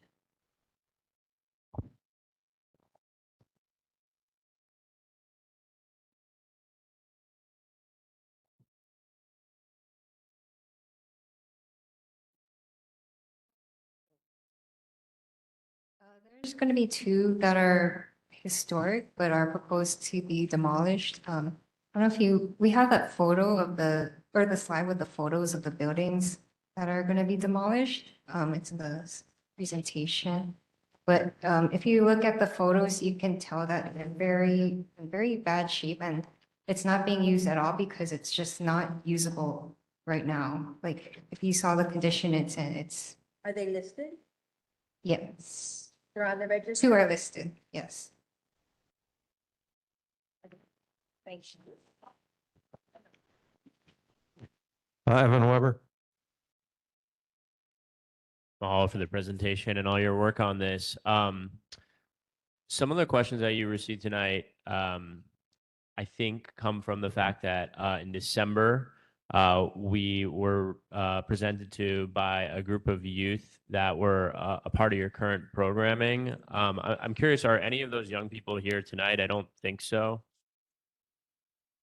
Well, it was really, really inspiring to see the impact that the programming had on those young people. They were, we can only assume that they've dealt with some adversity in life, and to see them come to us, speak here confidently.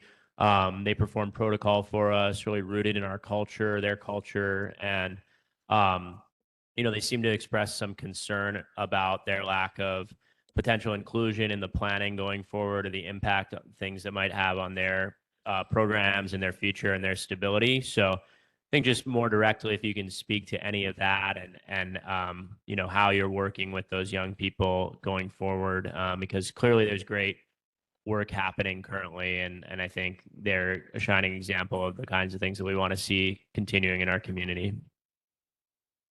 Definitely, there's quite a lot of the rotation for the youth that are coming in.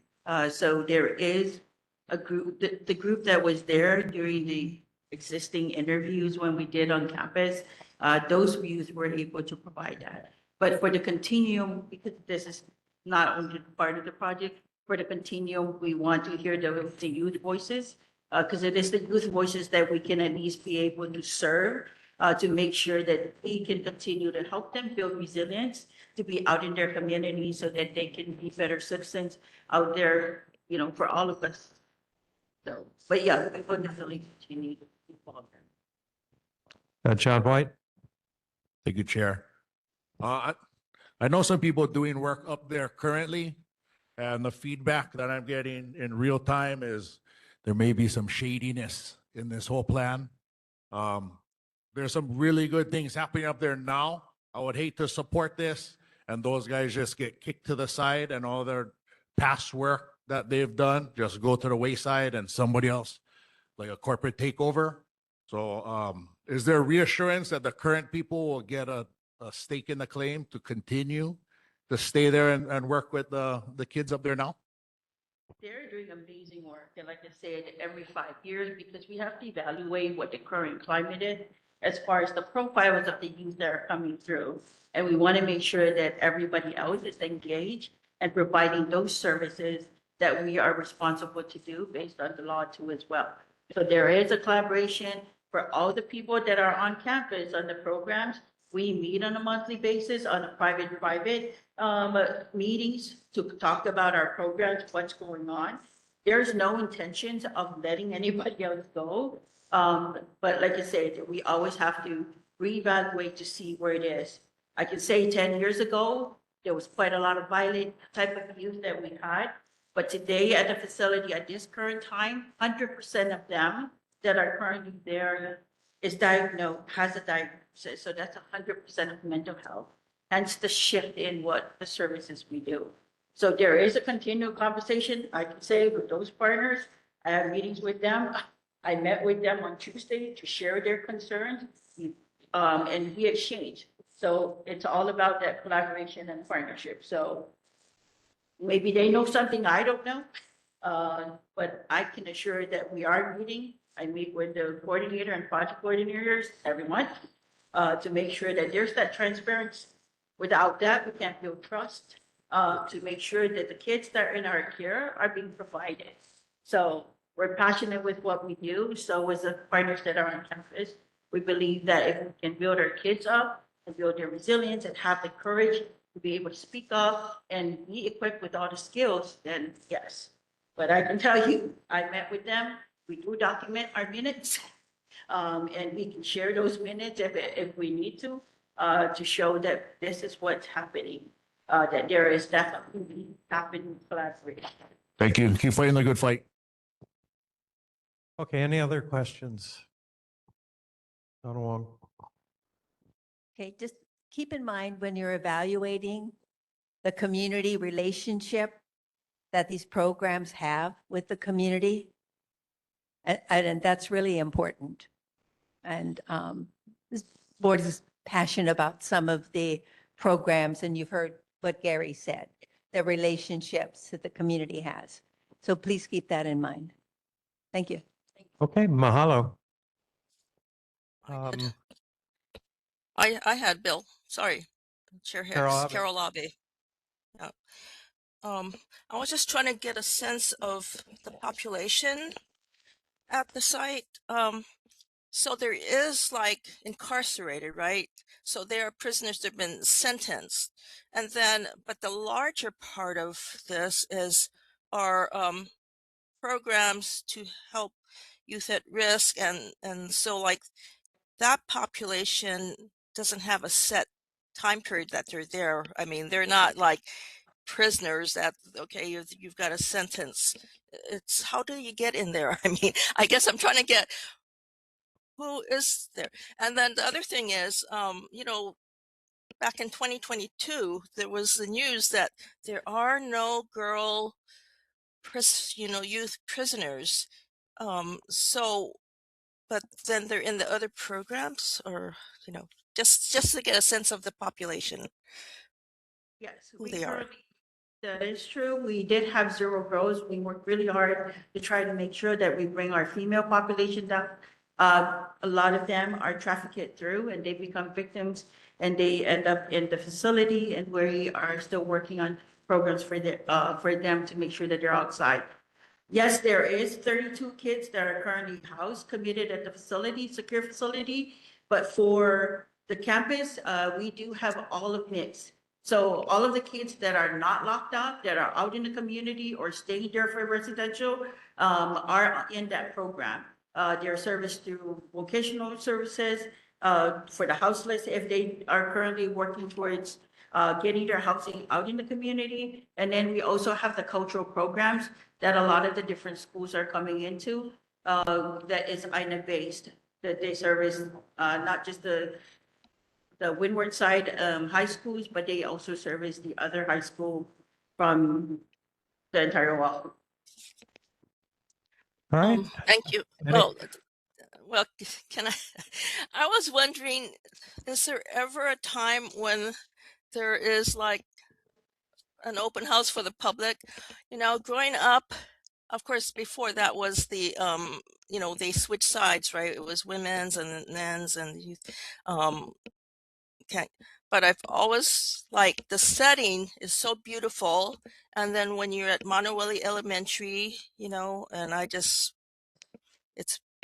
Is there ever a time that the public is like able We to welcome tour? tours, so you guys can email us and we can coordinate the tour for the rest of the campus, and for all of the community-based programs that are on site. Okay. Lavani Lipton. Thank you.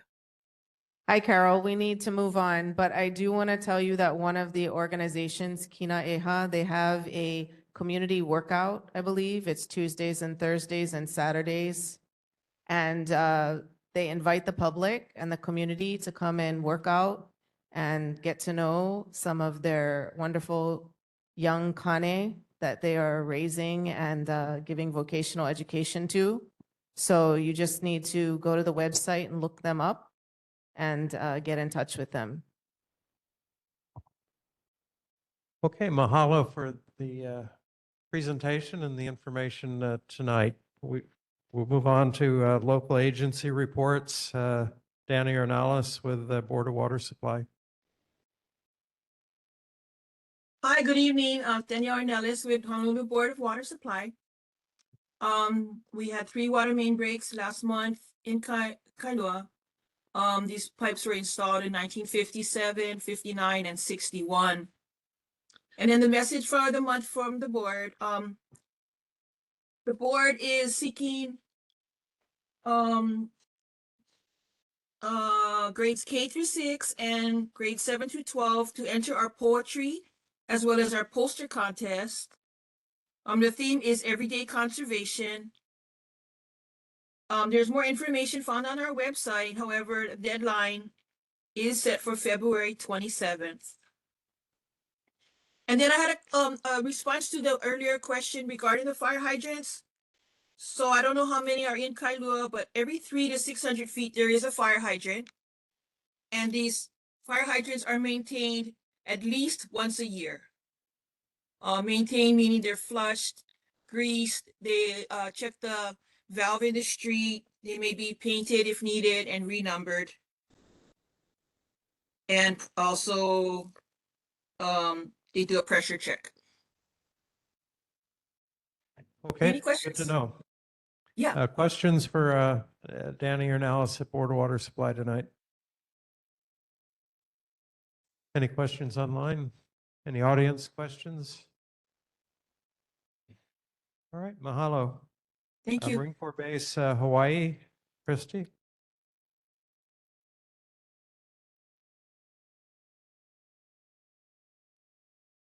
No representative. Resident and community concerns. And what I would like to do is start, if there are any that are non-Lanikai related first.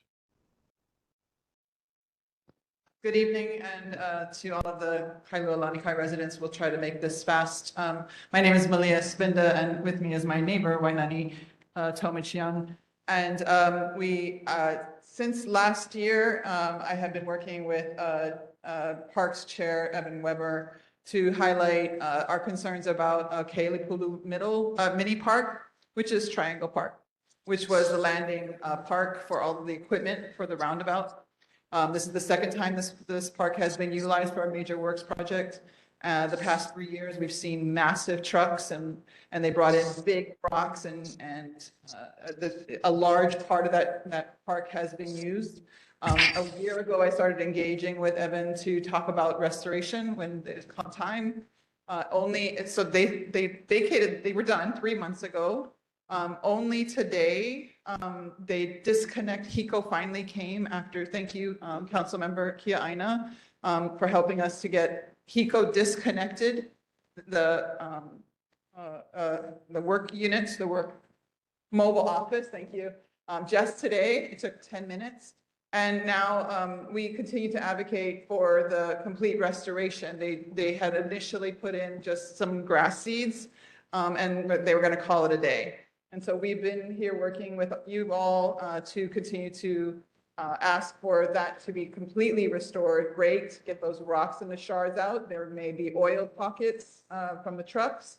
And at this point, I'm going to hand it over to my neighbor. You were provided a hard copy of what she's going to speak about, as well as copies to all of you.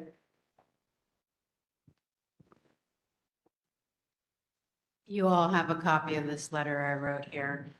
I won't bore you with it. So, but the subsequent pages are every house we knocked on, every door for all the surrounding streets of Kailua Park. This has been 3 years. I know you heard that already, but I'm going to say it again. It's 3 years. And then it was 3 months for HECO to come and disconnect it. This roundabout was done in November, and it's February.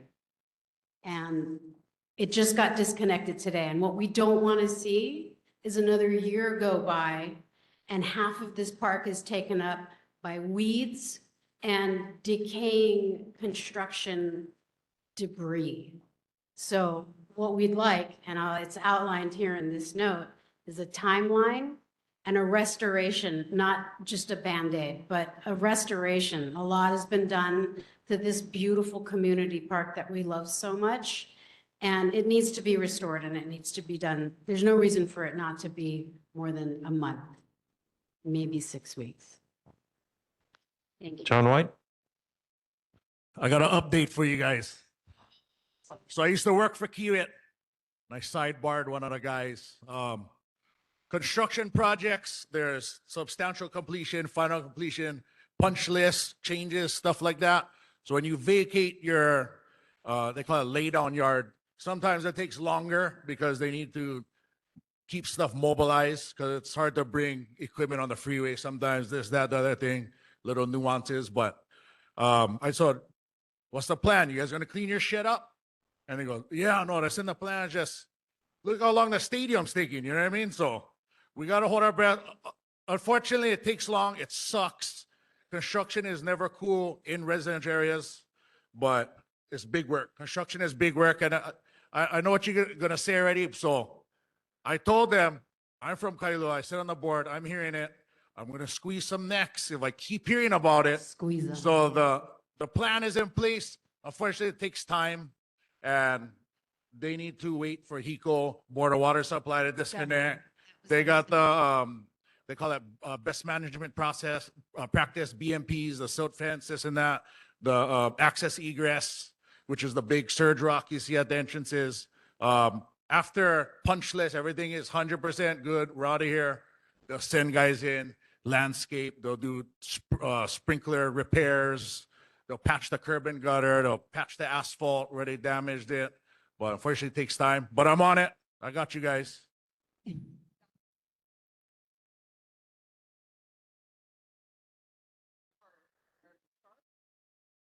Yeah, I mean, I haven't looked at their exit plans, but there's usually a full landscaping strategy to take off and put topsoil back and make it pretty. So The 60 names on this list that signed would. I'm on this list too without even signing it because I'm from over here. But We'd all like to see a plan because there's been no communication. Yeah, no, roger that. So, Yeah. So John White, I'll be looking you. Thank you. thank you guys. Just real quick, I did have a little bit of an update as well. Yeah, mahalo for your guys' great work organizing your community. I haven't squeezed any necks yet, but we got John here for that if need be. But as you guys know, we have been trying to press them and follow up. And I did get, yeah, the good news obviously today is their latest excuse is over. So we're gonna keep pressing. I did see the inside, and there is not any equipment left in there. So it looks really bad though, and so yeah, we do need to get them to get on it immediately now. Reiterate my invitation that we can organize this community so that they can come meet with us and give us some communication. I will continue to reiterate the timeline now. Now that they've disconnected, the equipment is out. We're down to just the mobile office there. Yeah. That I will continue to say, it should not take, I'm hoping it does not take more than 2 months to complete this. Probably gonna wait for the office and drop. Yeah, we can. Take another 3 months. Yeah, let's see what the progress is in the next 10 days, and let's make sure there's a progress report at the next Parks and Recreation meeting. And you guys have done some great work here, and we'll definitely follow up with them. I know that they ignored your request for a community meeting and my reiteration of it, so we will keep that up. And we can turn this into a motion if we need to for more formal action as well. This park is a sweet park and we want it restored properly. Yeah, I think we all share that. Steve Davidson. Steve Davidson. Yes, hello. Go ahead. I'm with the Mid-Pacific Roadrunner Club, and I'm getting feedback here, but I'm here to let you know about 2 upcoming races we have. Have the Kailua 10 miler and 5K at 6:45 in the morning, starting from Kailua District Park. And on March 22nd, we had the Windward Half Marathon at 6 a.m., also starting from Kailua District Park. These are races we've done very successfully for many years. I can't remember how long, but we're looking forward to having this again this month and next month.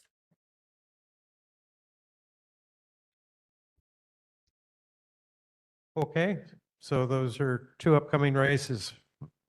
Any questions? Mahalo. Anyone else online? Okay, we'll shift to other resident and community concerns. Lisa Martin. Hi, I just wanted to share something with you folks. My video is not working for some reason, but we have an upcoming community event on March 7th at 9 a.m. to 11 a.m. at Enchanted Lake Elementary. We will be having free training and supplies to help people who own palms fight coconut rhinoceros beetles.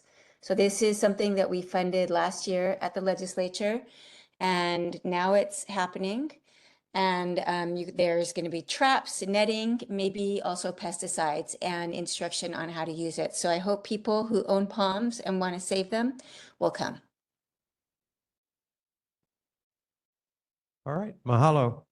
We'll move on to any resident concerns that would like at this time to discuss Lanikai. There will be additional opportunity to discuss Lanikai when the motion comes up. I will say we received 75 written testimonies, 2 in favor of loop first signs, 11 in favor of doing the loop signs together with the cross streets, 53 no parking bans, and then 9 had other topics. So if anyone would like to speak now, you may.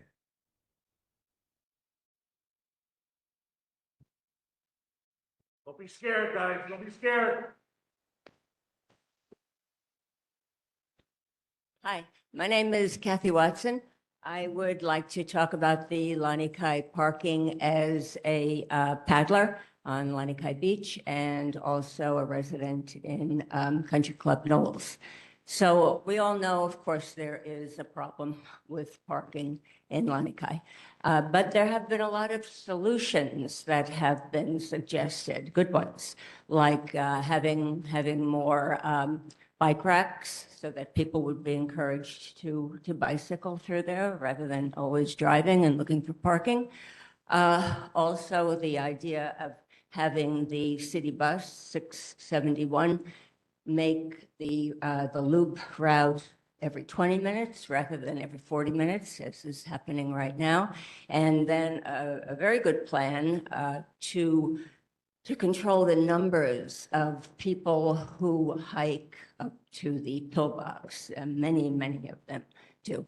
And that plan was going to is going to involve having them register offsite and then be shuffled in. So these are all, you know, great ideas. Lanikai School, now called Kahau School, excuse me, they have a plan where they let their parking lot be open on busy weekends, and they charge $25 per vehicle. And that seems to be working great, and they are able to use that money as a school fundraiser. So I think that all of these proposals sound great, but unfortunately, it seems like they haven't really been tested. What we're told is that what we have to deal with now is the complete closing of the loop, the Alapapa Drive and Mokalua Drive. They have to be closed forever, almost right away, to parking. And if you know that loop, which probably most of you do, that provides parking to many more vehicles than the side streets do. We hear that the parking is not really allowed there because you would have to park on the grassy areas. But it seems to me like many places in Kailua and in the whole state require parking on grassy areas. The state law says that if you are going to park off the road, you have to be totally off the pavement. And that is what is happening now. And it seems like it's working well. I also wonder why there was not a plan to close the parking time on the loop from 10 o'clock until 4 o'clock, as is being suggested for the side streets. So what I would personally like to see is that the loop try to incorporate that ban from 10 a.m. to 4 p.m. and that it continue to operate the way it is right now. If that cannot happen, at least I think the loop should remain open to parking until the side streets are all adjusted. Some of them have to be widened, and they're all going to have parking stalls on them. If the loop is closed right now, I think it will just create chaos. There'll be really no place for people to park because the side streets, not me. Oh, Yes, the beeping you hear is the 3-minute timer. If everyone, is please. it up? My Yes, time's up? Oh, okay. Thank you. thank you. Hi, I was born and raised here. I think it's very clear that the community is against this proposed parking ban. There's a few interested parties who are really pro making Lanikai a private neighborhood. I think that's Bush League. I think, you know, growing up here in Oahu, if I thought back as a child to people doing this, you know, it would be crazy. When I grew up here, people would go and cut down the private gates in the private lanes because it's a constitutional right to have access to the ocean in this state. You know what's not a constitutional right? The ability to not have traffic in your neighborhood. That's not enshrined in the Constitution, okay? But what is enshrined in the Constitution in this state is the access to the ocean. And that is very clear in the Constitution. It is enumerated over and over and over again. Okay? And I've heard well, we're not trying to ban people from access to the ocean, right? We just want them to walk over the mountain to access the ocean. So sorry if you're in a wheelchair, sorry if you have a disability. Oh, you can go on the city bus. Oh, well, actually, if you check the city bus policy, you can't bring beach equipment onto a city bus.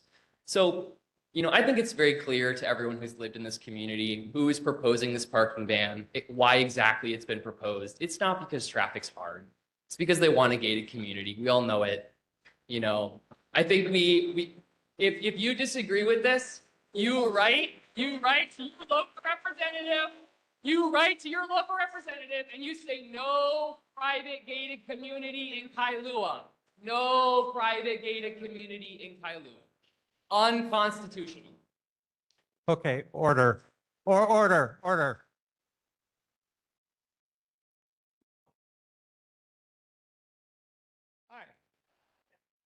There'll be order. We're not going to get anywhere if people aren't allowed to speak. So speak, and then we move on to the next person. Go ahead. I can start? Yeah. Yeah, I would like to see no parking around the loop, 24 hours, 7 days a week, just like Kalaheo. And I wrote this thing down because I can't remember all this stuff, so I'm just going to read it real quick. I wrote this in 2013. Regarding the loop, it's not about accommodating cars and the ease of parking. It's about health and safety. Lanikai needs no parking anytime for both sides of Alapapa Drive and Mokulua Drive. Above all, the most important aspect should be the health and safety of all the residents and all the visitors who come to Lanikai neighborhood. Lanikai has only Alapapa entering and Mokulua Drive exiting the neighborhood. Lanikai is a cul-de-sac, only one way in and only one way out. The situation should be addressed immediately. A simple solution to the problem has been in place for over 30 years, Kalaheo Avenue. No parking anytime on both sides of the street. Lanikai needs no parking anytime, both sides of Alapapa Drive and Mokulua Drive. And I'd just like to mention personally that I drove down Halakeo Drive from the very beginning to Akai Shopping Center where Mokapu is. It's exactly 2 miles and 2/10 of a mile. On the way there, I noticed there are exactly 20 side streets that lead out in case you get in a traffic jam. There are 20 separate streets if you're on Kalaheo and you're going toward Akagi to the Marine base. So along there, if there's a traffic jam, you can always make a quick left turn and get out and go to Honolulu, and then you can actually get on the H3 and go somewhere. 20. In Lanikai, there are absolutely none. So basically, when the stuff hits the fan, Lanikai has one way in and absolutely no way out. And all I want are the signs put up, and they can easily be taken down. They're not that expensive. If it doesn't work, just pull them off and be done with it, just see. Because like I said, Kalaheo has had no parking on both sides for over 40 years. I personally have seen that, and it seems to be working, and no one seems to be complaining about it. There's 2 miles of beach down there, and somehow people get there. And our neighborhood is a private neighborhood, it's a residential. Hey, my property's private, okay? And it's a residential area, and there are absolutely no bathrooms there. There are no stores. There's nothing there, okay? That's all. It's private property everywhere. Everything, it's homes there, right? So thanks for listening. Mahalo.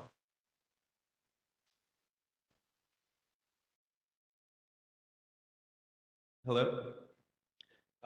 My name is Brian Smith. I'm the president of the Lanikai Association. On behalf of the association, I wanted to kind of read through my statement here. We understand that the issue here is really to talk about the implementation of the plan. There was a comment period for the plan that's been proposed. I know there's lots of people in favor and lots of people opposed. Ultimately, this is a compromise kind of on all parts, I would say. I would like to, on behalf of the association, reiterate that our concern for the neighborhood has always been the amount of vehicles and safety and health risks that it poses to the kids that are trying to use the bike lanes, for the emergency responders that can't get in and out of the neighborhood. Our preferred solution from the association, as documented in the plan, was always no parking 10 to 4. We do, however, understand that DTS is operating under certain constraints. So the proposed 24/7 parking ban on the loop is what is now kind of in front of us to decide. If that is the only thing that DTS can offer and implement now, then we are in favor of them moving forward with the first phase of the project now instead of waiting. I think that any immediate, action would be beneficial and helpful to help mitigate the risk that everybody kind of is aware of.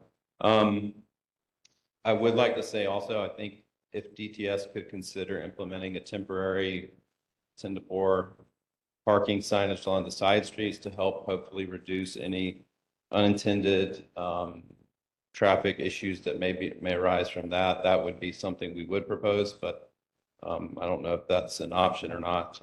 So we would respectfully request that the neighborhood board support the measure.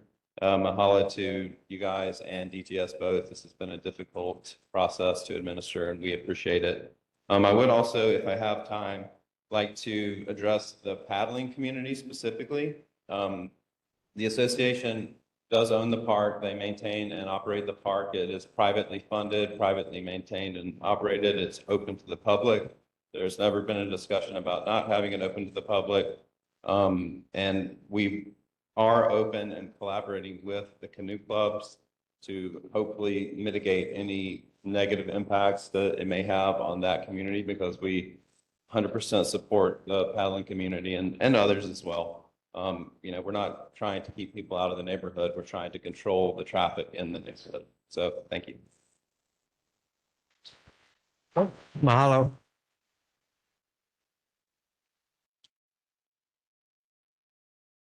Aloha. My name's Molly Fody. I've lived on the loop in Lanikai for more than 60 years. And I am not in favor of the plan that the city has proposed. I think it's going to create more problems than it will solve. When it's fully implemented, it will be costly. Our parking dilemma is the result of social media. Before social media, the whole world didn't want to come to Lanikai, but now they do. And that's not going to go away anytime soon.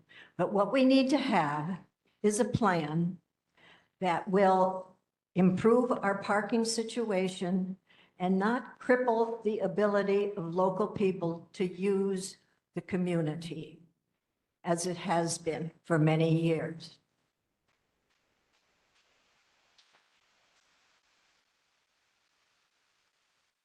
The plan that we have, that the city has put in place on weekends for the past 5 or 6 years, which is to ban parking from 10 o'clock in the morning to 4 o'clock in the afternoon, works very well. It doesn't cost anything, and people have grown accustomed to it, and most people seem to like it. It could be implemented 24/7. It could be implemented on all of Lanikai's streets every day of the year. And I think it would work really well as it does on weekends. The city's plan is for no parking 24/7 period, no period of early morning or late afternoon where the community could use it. And the cross-street plans that they have, I think, are crazy. I mean, they're just definitely not going to work. So anyway, that's my opinion, and I thank you for listening. Aloha. Mahalo. Hello, my name is Karen, and I'm a frequent visitor to the beach. And I understand the issues with the traffic and the safety, and I think that is important to consider. I just feel that this measure is going about it in the wrong way. And I do think there are more effective, safer ways to address the traffic issues that help everybody and don't disproportionately negatively impact other people. My first point is that the bus and doubling that frequency is only just part of the solution to the problem. And the bus is really an insufficient solution if you think about why people come to the beach. A lot of people like to fish and bring gear. If you look at the bus rules, there is a limit on what you can bring onto the bus, how clean it must be, and if we're all going to use the bus, we want to care for it, right? We don't want to be that person bringing all that stuff and taking up space on the bus. The other thing about the bus is that buses are loud. The bus fleet is still running on gas for the most part. And doubling the bus frequency, you guys might want to consider that that is going to cause a lot of noise pollution where you live. The solution that would be better would be to open up this private road that's along Mid-Pacific Country Club. And opening up roads this way would actually help more from a climate resilience and emergency preparedness perspective as well. So with the tsunami, we saw a lot of traffic happening. Tsunamis, disasters, they can hit anytime, especially in this day and age. And so the bus frequency running from 10 to 4 isn't really addressing that. We need to think of longer term solutions in this age where climate disasters are just like, we don't know what's coming next. We need to be prepared for it to happen anytime. And we need to put local families first and think about how can we be prepared better for these disasters and reduce traffic in a better, like more long-term way. Thank you. Mahalo. Hi, my name is Keiko Nakasone, and I would just like to say that I'm very against the idea of the establishment of private swimming hours for Lanikai. The idea that you can close public access to the beach, or at least parking, from 10 to 4 would functionally prevent any local family from having a day at the beach. I can either show up at 6, but then I got to be out by 10, or I can show up at 4, but then the sun is setting. I don't understand how this is a solution to a traffic problem, especially when those are the rush hours, when people have to go to school, people have to go to work, and when people are coming home. Beyond that, like Karen had mentioned, I wonder why there is a private road running along Mid-Pacific Country Club that the city has not thought to make public and to open up in case of disaster. We saw it during the last tsunami when the traffic in Lanikai was absolutely horrible. And in places around the island, like in Waianae, the military opened up Kole Kole Pass to allow residents to get out, open a second route to get away from the low water. Why can't we think of that as a solution? Beyond that, we have a constitutional right to access the beach. A bill died yesterday that was going to try to privatize that. And this proposal is, at its core, privatizing the beach, keeping locals out, preventing us. But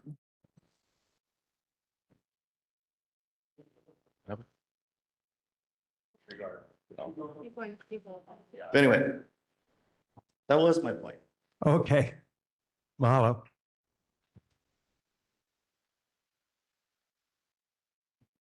Hi, my name's Brandy, and I actually am a resident in Lanikai. I live on Mokulua. The home I live in is a multi-generational household. My mother-in-law's father built way back, probably 70 years, 80 years ago. More than that, actually. My father-in-law's 80 years, so more than that. And I just have concerns. I'm gonna be honest, I don't like it this band at all. I don't like it from 10 to 4. I don't like it 24/7. I think it's not considering the residents that still need to utilize being able to park in front of their own homes on the streets. And I think that there's not a lot of consideration of when people need something to be done on their home.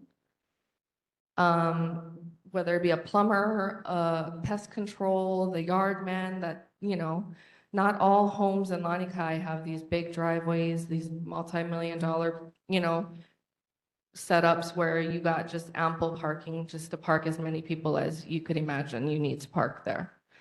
So that's where I feel it's really just, especially the 24/7 is not appropriate at all. It's baffling.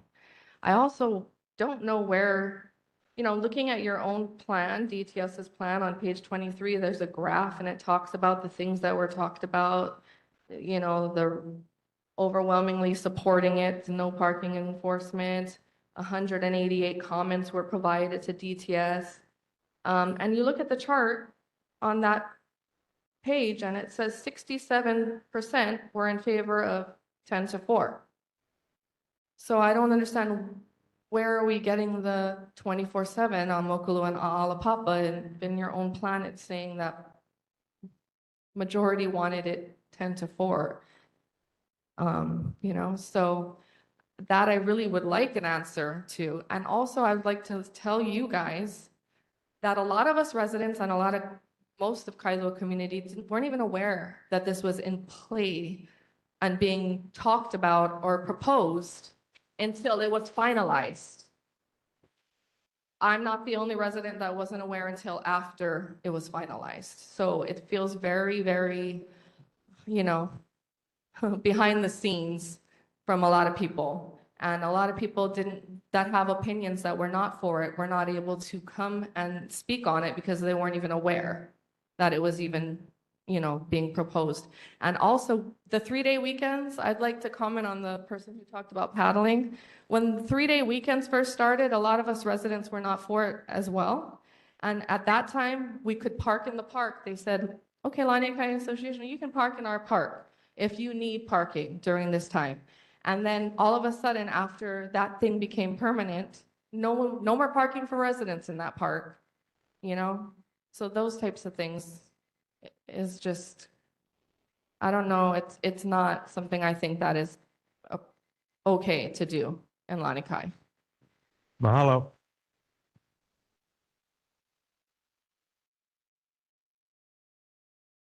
Aloha, my name is Barbara Pence.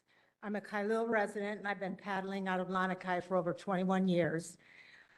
This is not just recreation for me, it's part of my daily life, my health, and my community. I paddle in the mornings around 7, sometimes as late as 9. I'm always gone by 10:30. And in all of those years, I've never experienced traffic at that time of the day that prevented me from getting home safely and directly, even with the loop and the construction for 4 years or whatever. So to be clear, local residents who use Lanikai responsibly are not the problem. I park fully off the road. I don't block traffic. I don't leave trash. I pick it up. I don't use the bushes as my bathroom.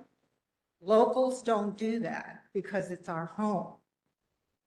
The behavior everyone is frustrated with, the congestion, the trash, the bathroom issues, it's overwhelmingly driven by uncontrolled tourism. Yet, this proposal doesn't meaningfully address that. Instead, it takes the easiest route, ban parking, and call it a solution. This is not problem solving. This is displacement. Here's what doesn't make sense. Why ban parking along the entire loop when vehicles can pull completely off the roadway in many sections without blocking traffic or emergency access? Why ban all of Alapapa Road, including areas bordering the park, not any homes, where cars can park fully off the road and disturb no one? A blanket ban ignores reality. It ignores nuance and it ignores residents. Finally, I don't believe that we're hearing the full plan or the hidden plan. We're told parking will be eliminated now on the loop just by putting up signs, and that side streets will be improved someday. No timeline, no funding, no guarantees, just promises. Once parking's gone, access is gone, and it doesn't come back. A responsible plan would do this in the opposite order. You fix a couple side streets first. You create real legal parking first. Then you address specific problem areas on the loop or anywhere, step by step, based on actual conditions. You target the problem areas and you target the behavior. Don't punish the people who already follow the rules. Thank you. Mahalo. Aloha. I've heard about Lanikai for 3 years now. I'm going to talk about my neighborhood. And I'm asking the board to represent all of Kailua, not just Lanikai, because I'm tired of hearing about Lanikai. My neighborhood is around the corner from Lanikai by Kailua School. And on holiday weekends, my neighborhood is clogged with cars from Lanikai because people can't park there. And the last holiday weekend in January, the Martin Luther King holiday, the street was so clogged, emergency vehicles could not get in there. One of my neighbors said a Lanikai renter was parked in front of her house for 3 days because that renter could not park in Lanikai. So we have dangerous safety issues now because of the Lanikai holiday parking ban. And now you're talking about parking bans all weekdays. And I've been driving around there on weekdays. Midday, there's no traffic on that road. There's lots of cars parked there, but there's two other cars on the road when I go through there. So I don't understand this weekday problem. If you want traffic midweek in my neighborhood, sorry, I'm not on a weekday, come when there's pickup and drop off at Lanikai School, Kailua School. And we deal with that all the time and we tolerate it because kids need to go to school and parents need to pick up their kids. We also tolerate 4th of July, all the overflow parking from Kailua Beach Park. These races that were just announced that are going to be 6 in the morning at that park. A lot of those runners are going to be parking in my neighborhood. But we tolerate it because local people, we live near a beach park and local people want to use the beach park. And they're there for canoe regattas, they're parking in my neighborhood. There's Kanaki Kaika races, they're in our neighborhood. And early in the morning, you know, we hear them slamming the doors, same thing as Lanikai. So they can't just push the problem into the next neighborhood down the road. This makes no sense.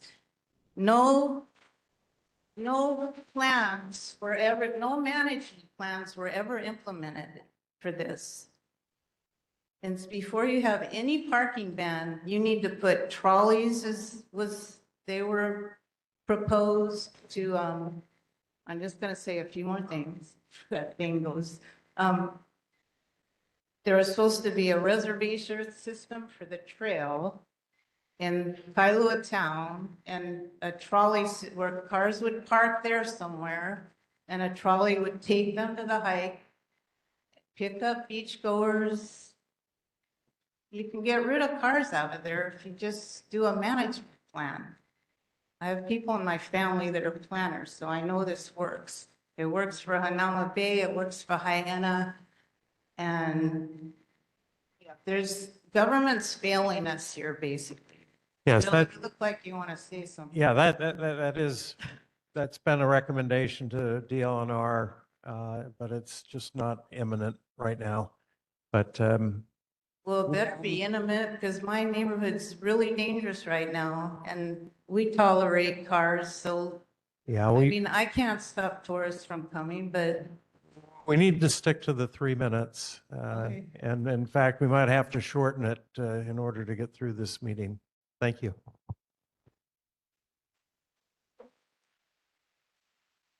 Hi, my name is Judy, and I've lived in Lanikai for only 25 years.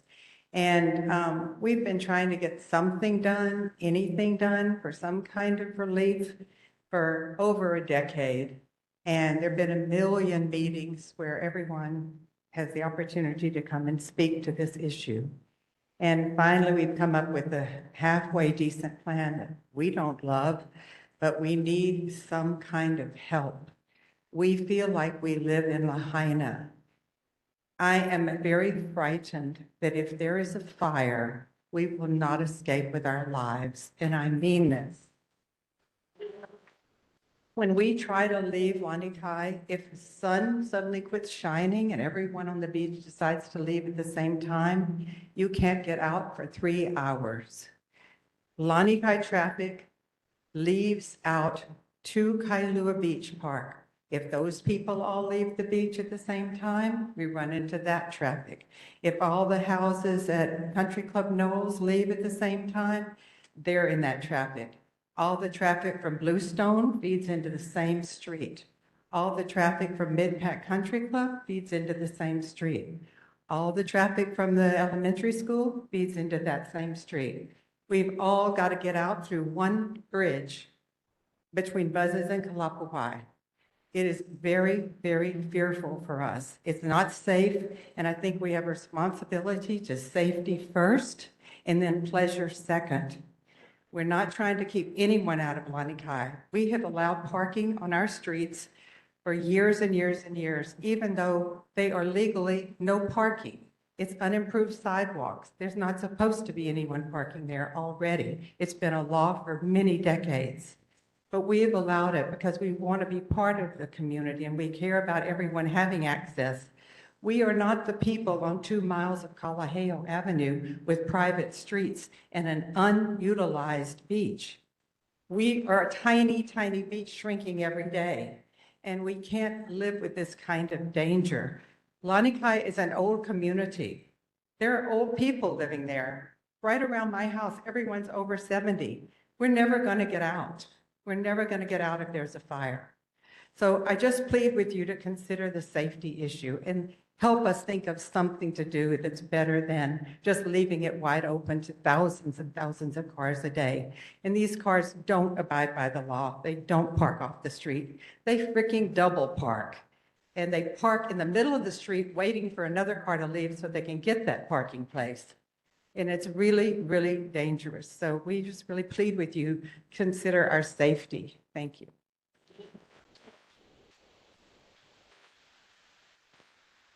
Mahalo. We only have 30 minutes available to us remaining in this meeting. So as much as possible, I'd like to ask people to limit comments to 1 minute, please.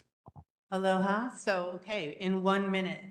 I don't live in Lanikai. I live in Country Club Knowles, and I've been there for 30 years. I lived across the street from the school, and yes, twice a day, we have traffic backed up to pick up the kids or drop them off, and it backs up all the way to the roundabout now.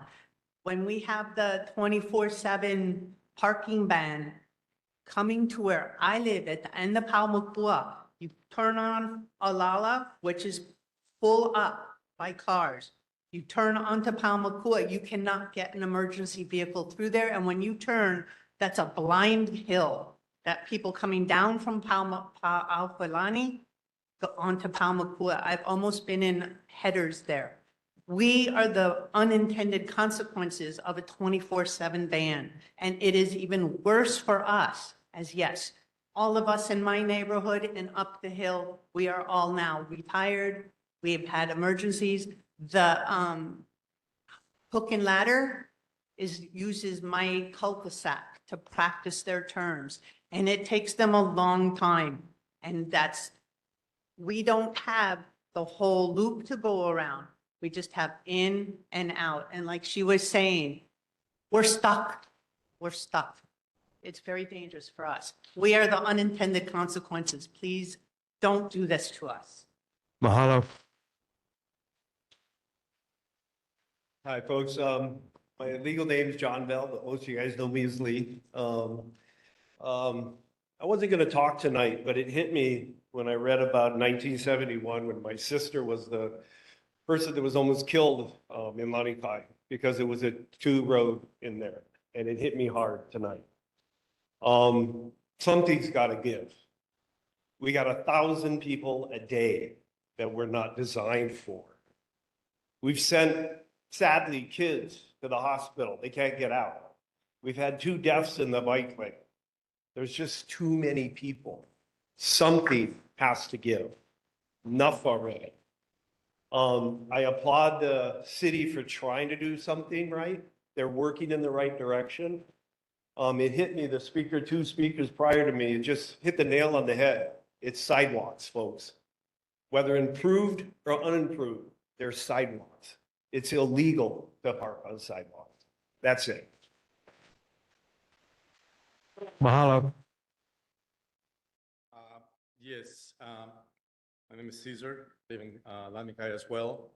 And I'm coming to you guys as a father of 4 boys. That this is not about, we're trying to keep the beach private because we love people. If somebody perhaps like a car or something an issue, we're the ones that we're always helping out because we love people. But this is more about being proactive, safety. What have we learned? Like somebody else was mentioning before. If there is a fire, we're done. Easy and simple. So it's either we're proactive or we're going to be reactive. So are we going to get back until something happens, a big catastrophe? People that are dying because of fire, to make my life easy, kids, older people, and then we're going to go back like, oh should we have done something before or then? So it's easy and simple. It's not about who do we want to be there or not. It's about safety. So it comes down to, do you guys want to be proactive or reactive? That's it. Mahalo.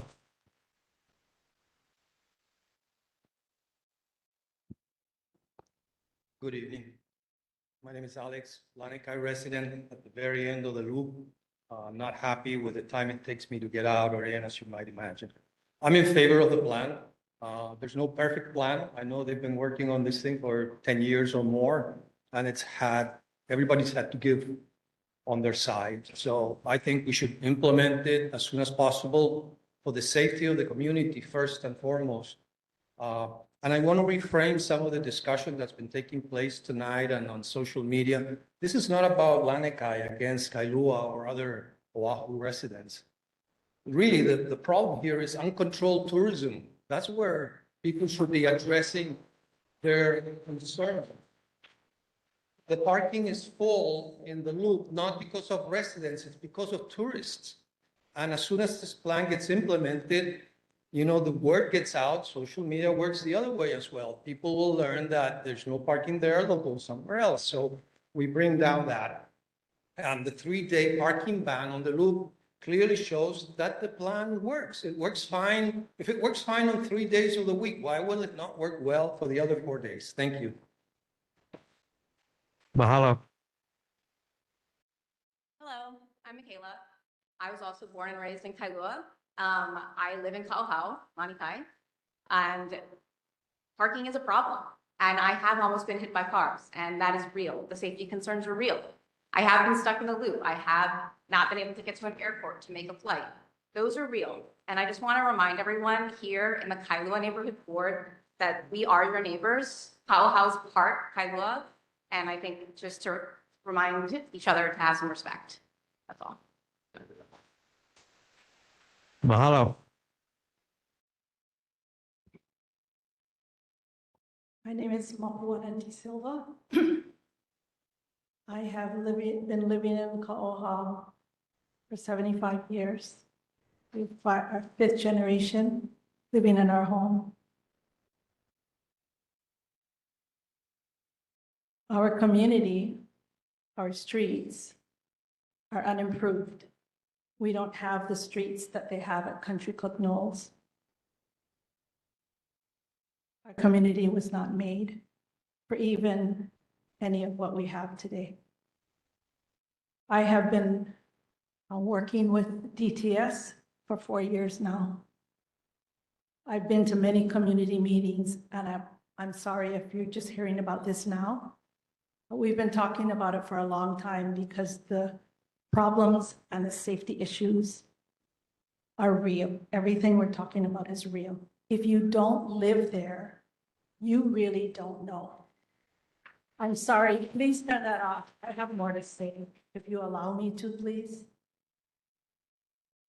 That's the first thing. We have been working on this. DTS, if you go to the meetings, you will hear from them that they cannot make no parking from 10 to 4 every day forever. They cannot do that. They can do that for the weekends that we have, but in order to implement no parking on a long-term basis, it has to be 24/7 no parking.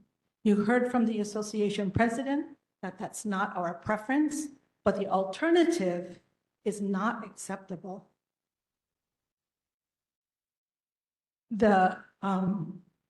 We are not a closed community. We are not a private community. We are not trying to make it that way. The beach accesses are not closed. They're open. We are not restricting beach access. It's just how you get there. We are not the only beach in Kailua or on Oahu. There are lots of different places that you can go. You don't have to come to our beach. But if you choose to come to our beach, then it takes a little more effort than it would to go to Kailua Beach. All of our right-of-ways are open, but not even half of them have beaches anymore because of, you know what? I have spoken with policemen about the situation, and one of the big problems is enforcement.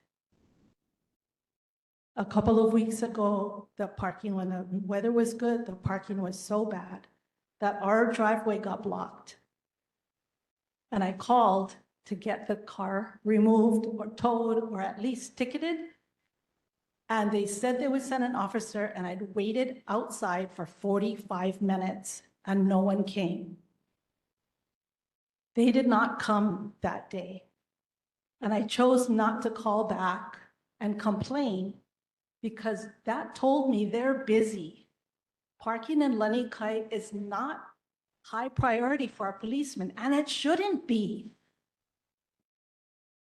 If we have 10 to 4 no parking, somebody has to enforce it. So we're taking the policemen away from emergencies that you and your families might need them for, to monitor our parking. It's not an easy thing. So they told me the easiest way for the police department to help us with our parking problem and our traffic problem is to have no parking on the loop 24/7, to stripe the side streets so that there are designated parking spaces, because when they're designated, I'm going to keep talking, so you can either turn it on or make it. Well, If they're designated Bill, can you let Mapona speak? designated parking spaces, they can tag and tow the cars. But right now, there's no designated spaces. we need to wrap up, please. And so that's the solution that we have. Things that change, I've seen so much change since I grew up, and things have to change when situations get like this.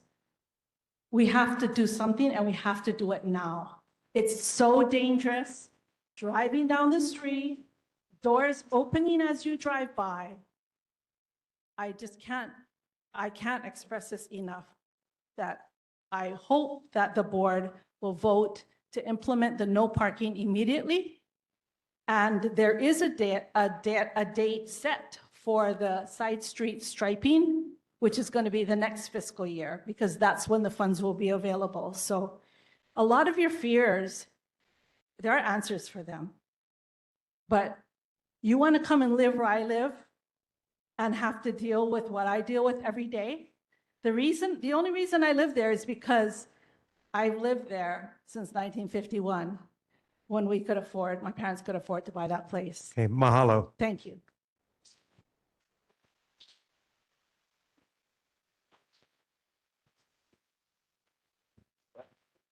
I'm her neighbor, and I see exactly the same thing. My name is Mike Rosa, and I've been working on this issue with the Lanikai Association and our community for over a decade. When we started, we have no intention of closing the beaches. We have 11 beach accesses, not closing the pillbox hike. It's to make Lanikai safe. If you look at the lines for the bike lane, they disappear because of all the traffic. Everybody loads and unloads in the bike lane. Our initial proposal, and I want everybody to hear this, was really maybe get parking permits and guest passes. So everybody can come, only so many cars can park there. But the city voted that out immediately and said no parking permits within a half a mile of any beach. So the next step was, after they put the special enforcement district, that's the 3-day holidays, no parking. We said, as you come into Lanikai, with all the traffic that we're getting, and it keeps increasing. As a matter of fact, even just since Thanksgiving, it's been nonstop. And we've had accidents, we've had people taken to the hospital, we've had trouble getting out of the community. But still in all, the streets are jammed. We came up with a proposal, well then, let's just take the special enforcement district, no parking 10 to 4 every day, and make it every day, instead of the 3-day weekends. That way the paddlers, the fishermen, all the local people come in the morning, they come in the afternoon. People that want to come in the middle of the day, hike, bike, or bus. And if you look at as I said, between Thanksgiving and today, there's been a lot of people at the beach. It has not been restricted, and there was a lot of no parking during the Christmas holidays. So, it's been proven. During COVID and the fixing of the water pipes, we had 2 years of no parking in Lanikai, almost 2 years, and people still got there. All we're saying is 10 to 4 when the majority of the cars come. The city has a proposal in front of you. They've asked us, do we want to implement it all at once or part-time? We're not in favor of this total proposal, but it's where we are right now. So we're asking you if you could take a step back perhaps and look at just the no parking 10 to 4. That would solve a lot of our problems and allow for a lot of the access. If the city is determined to do it their way, then please let them do something. We need to start, because the safety of that loop is just at peril, and the disruption to the. Mahalo.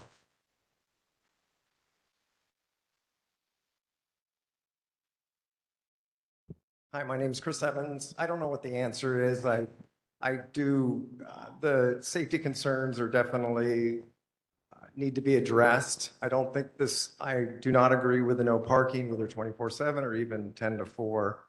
I think access, I don't like people parking in front of my house either, and there's safety issues on my street.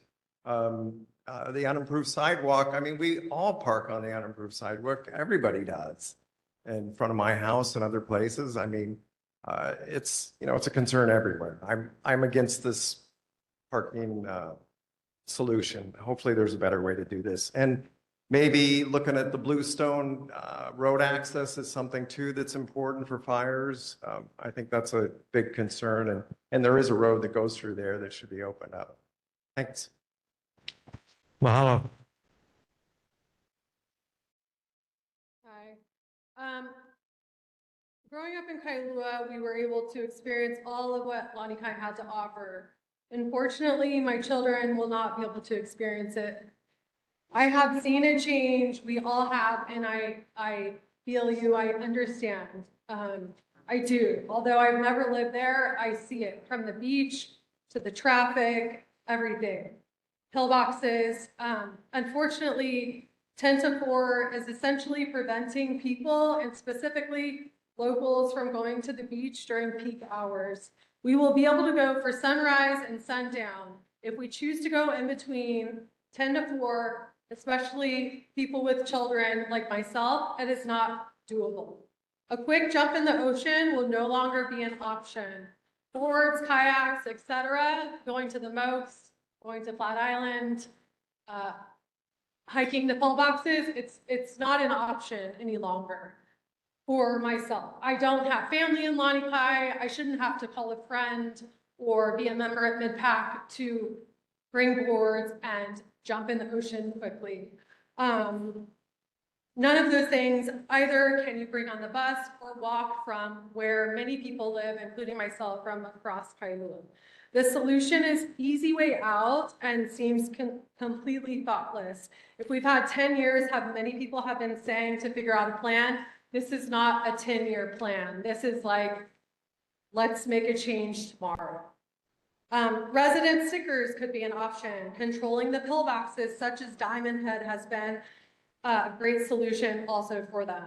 And then the unimproved sidewalks. The majority of Oahu has unimproved sidewalks that are parked on by residents every single day, all through Kailua and all across Oahu. Yes, specific neighborhoods do not have unimproved sidewalks. They have sidewalks, but that is not the case for most of us. So if we are making improved sidewalks in Lanikai, part of this plan that's not really gone through is if we're turning streets into one-way streets, the cross streets into one-way streets, we are reducing parking by half automatically because we're making parking on one side and no parking on the other side.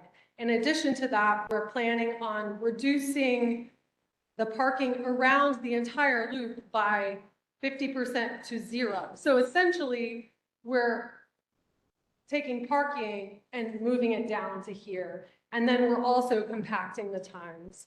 I think there needs to be a more thoughtful plan, especially for residents and families, elderly, all of the above, basically.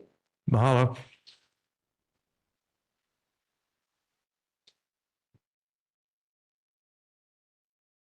First, there is no road through Bluestone. You cannot drive from Lanikai side to Kamahel. I think this issue, we've said enough about Lanikai and all that. I just agree that no residential neighborhood should become a playground for the world or a parking place for the world, certainly. And that's what Lanikai has become in the other neighborhoods that get the spillover the ladies were talking about. Since the internet came around, I think the board needs to look at Kailua as a whole. It's grown like topsy, no real plan. Most streets have no sight line for the traffic. I mean, just getting here, good example. You come out across from the rec center here, look left, you can't see very much. It's all over the city. So I think the board needs to look more widespread, not just Lanikai, not just in and out, or the one in and out from the traffic circle. Thank you. Mahalo.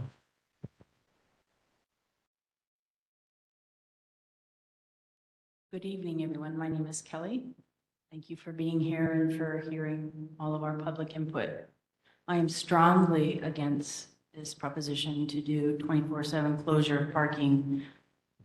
Lanikai is not our beach to Lanikai residents. Lanikai Beach is a public beach to all residents of Oahu and visitors alike. It should not be treated with the slow erosion and privatization of a community rather than addressing the real issues.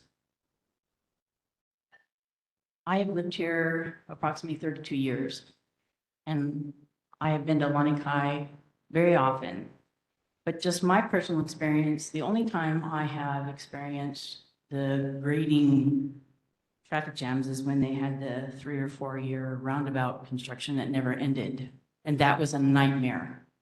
But other than that, I've never seen the safety issues that I hear people complaining about of backed up traffic. But that's just my experience. I may not have been there when you have experienced it, but in my experience, I have never experienced a safety hazard when I was there. The problem that I see is that there is a right-of-way that's being obstructed and it's not being addressed, which is the easement or the setback from private properties to public roadways needs to be cleared for public parking. Regardless, if it is seen as unimproved sidewalks, we don't have the luxury of having paved parking all over this island. Everybody knows unimproved sidewalks, if you're not blocking pedestrians, is preferable for all community members to enjoy access to public areas like Lanikai Beach. Now, when you get private residents who feel it's their obligation, and I'm going to keep talking, I'm not a resident of Lanikai, but I'm going to talk for just a minute more. When you get people who feel it's their right to block public access and make them park a little in the roadway, who gets the ticket? The car that's tires is on the roadway because you prevented them from being the legal limit off the roadway. Lanikai residents, you need to remove your boulders and trees and comply with state law and give that setback back to the public, and maybe you won't have as many problems with your traffic as you think you do. Mahalo.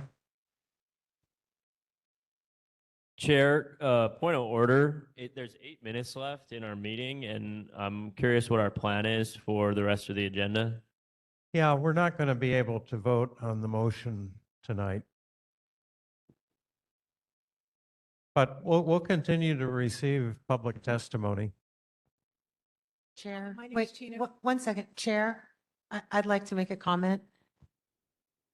My issue of concern of pushing this vote back is that it does not respond to DTS and their request for the plan that was approved and has been into play and conversation for over 10 years. So by allowing community to continue to speak, I understand they all need a chance to be heard. But what this does is this pushes back DTS in their request to. Our next meeting is in 2 weeks. We're not going to get through a motion in 3 minutes. Thank you, Chair. Hi, my name is Tina Gray, and I'm going to play devil's advocate here. And it's tongue in cheek and it's sarcasm, but people talk about, okay, so say Kalaheo, there's no parking on Kalaheo, entire way from Nico's all the way to Kalapoi. And people say, oh, Lanikai, these rich, whatever, don't want people in their neighborhood. Well, all those private lanes, and I would not want to wish Lanikai's problem onto these people, but all of Kalaheo and all these private roads push all the problem into Lanikai. So one solution is, and all those beaches, those beautiful beaches in Kailua are underutilized. Realtors, when they put a listing for the Kailua Beach estate, they say vacant beaches because nobody can park there. So tongue in cheek, why not open parking all the way down Kalaheo? Take away those private roads and hey, have it be fair for everybody. Those people are richer. Those properties are more expensive than Lanikai. And I wouldn't want to wish Lanikai's problem on those people for anything. Mahalo. Hi, I'm Nicole. I'm a lifelong resident here, and my question is for Lisa Martin. My understanding is she lives in Lanikai. Why isn't she here? How has she been a part of this 10-year plan? Driving through Lanikai, I mean, I can understand the frustration of people living there and the safety concerns. I mean, going through there's sometimes road rage. But Also going through there, there's no lines on the road. There's no crosswalks. I've called Lisa's office many a times to address this with the Call House School. And still, there's no crosswalk. There's no line. You can't tell the lines between the road, the bike lane, there's signage. I mean, what is she actually doing to help this? Or does she have, and why isn't she here tonight? Remember, it's election year too.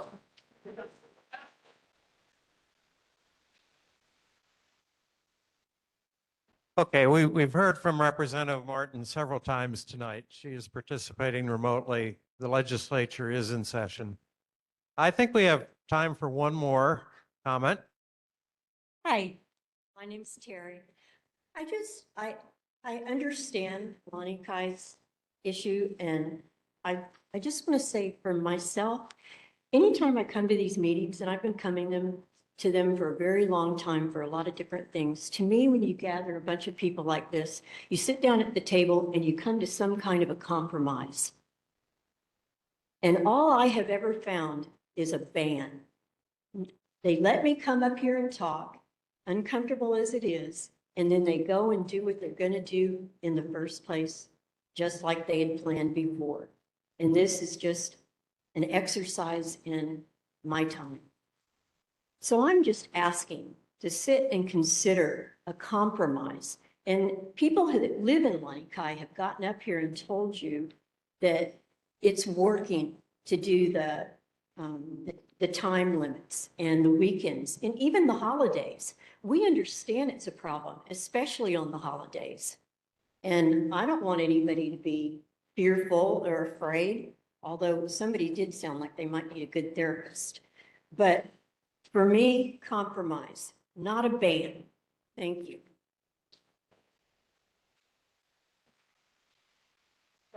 I want to say one thing, guys. The compromise shouldn't be for the locals. We shall never bend the knee to tourists, ever. We need to get them out of here so we can do our thing. Yeah, we can't be fighting amongst each other about this stupid shit. Tow the damn cars, tell the tourists beat it or pay the price. Let's go, baby. Okay, we have run out of time this evening. Yeah, can I get a minute? We will have another meeting in 2 weeks. All right. On March 5th. Meeting adjourned.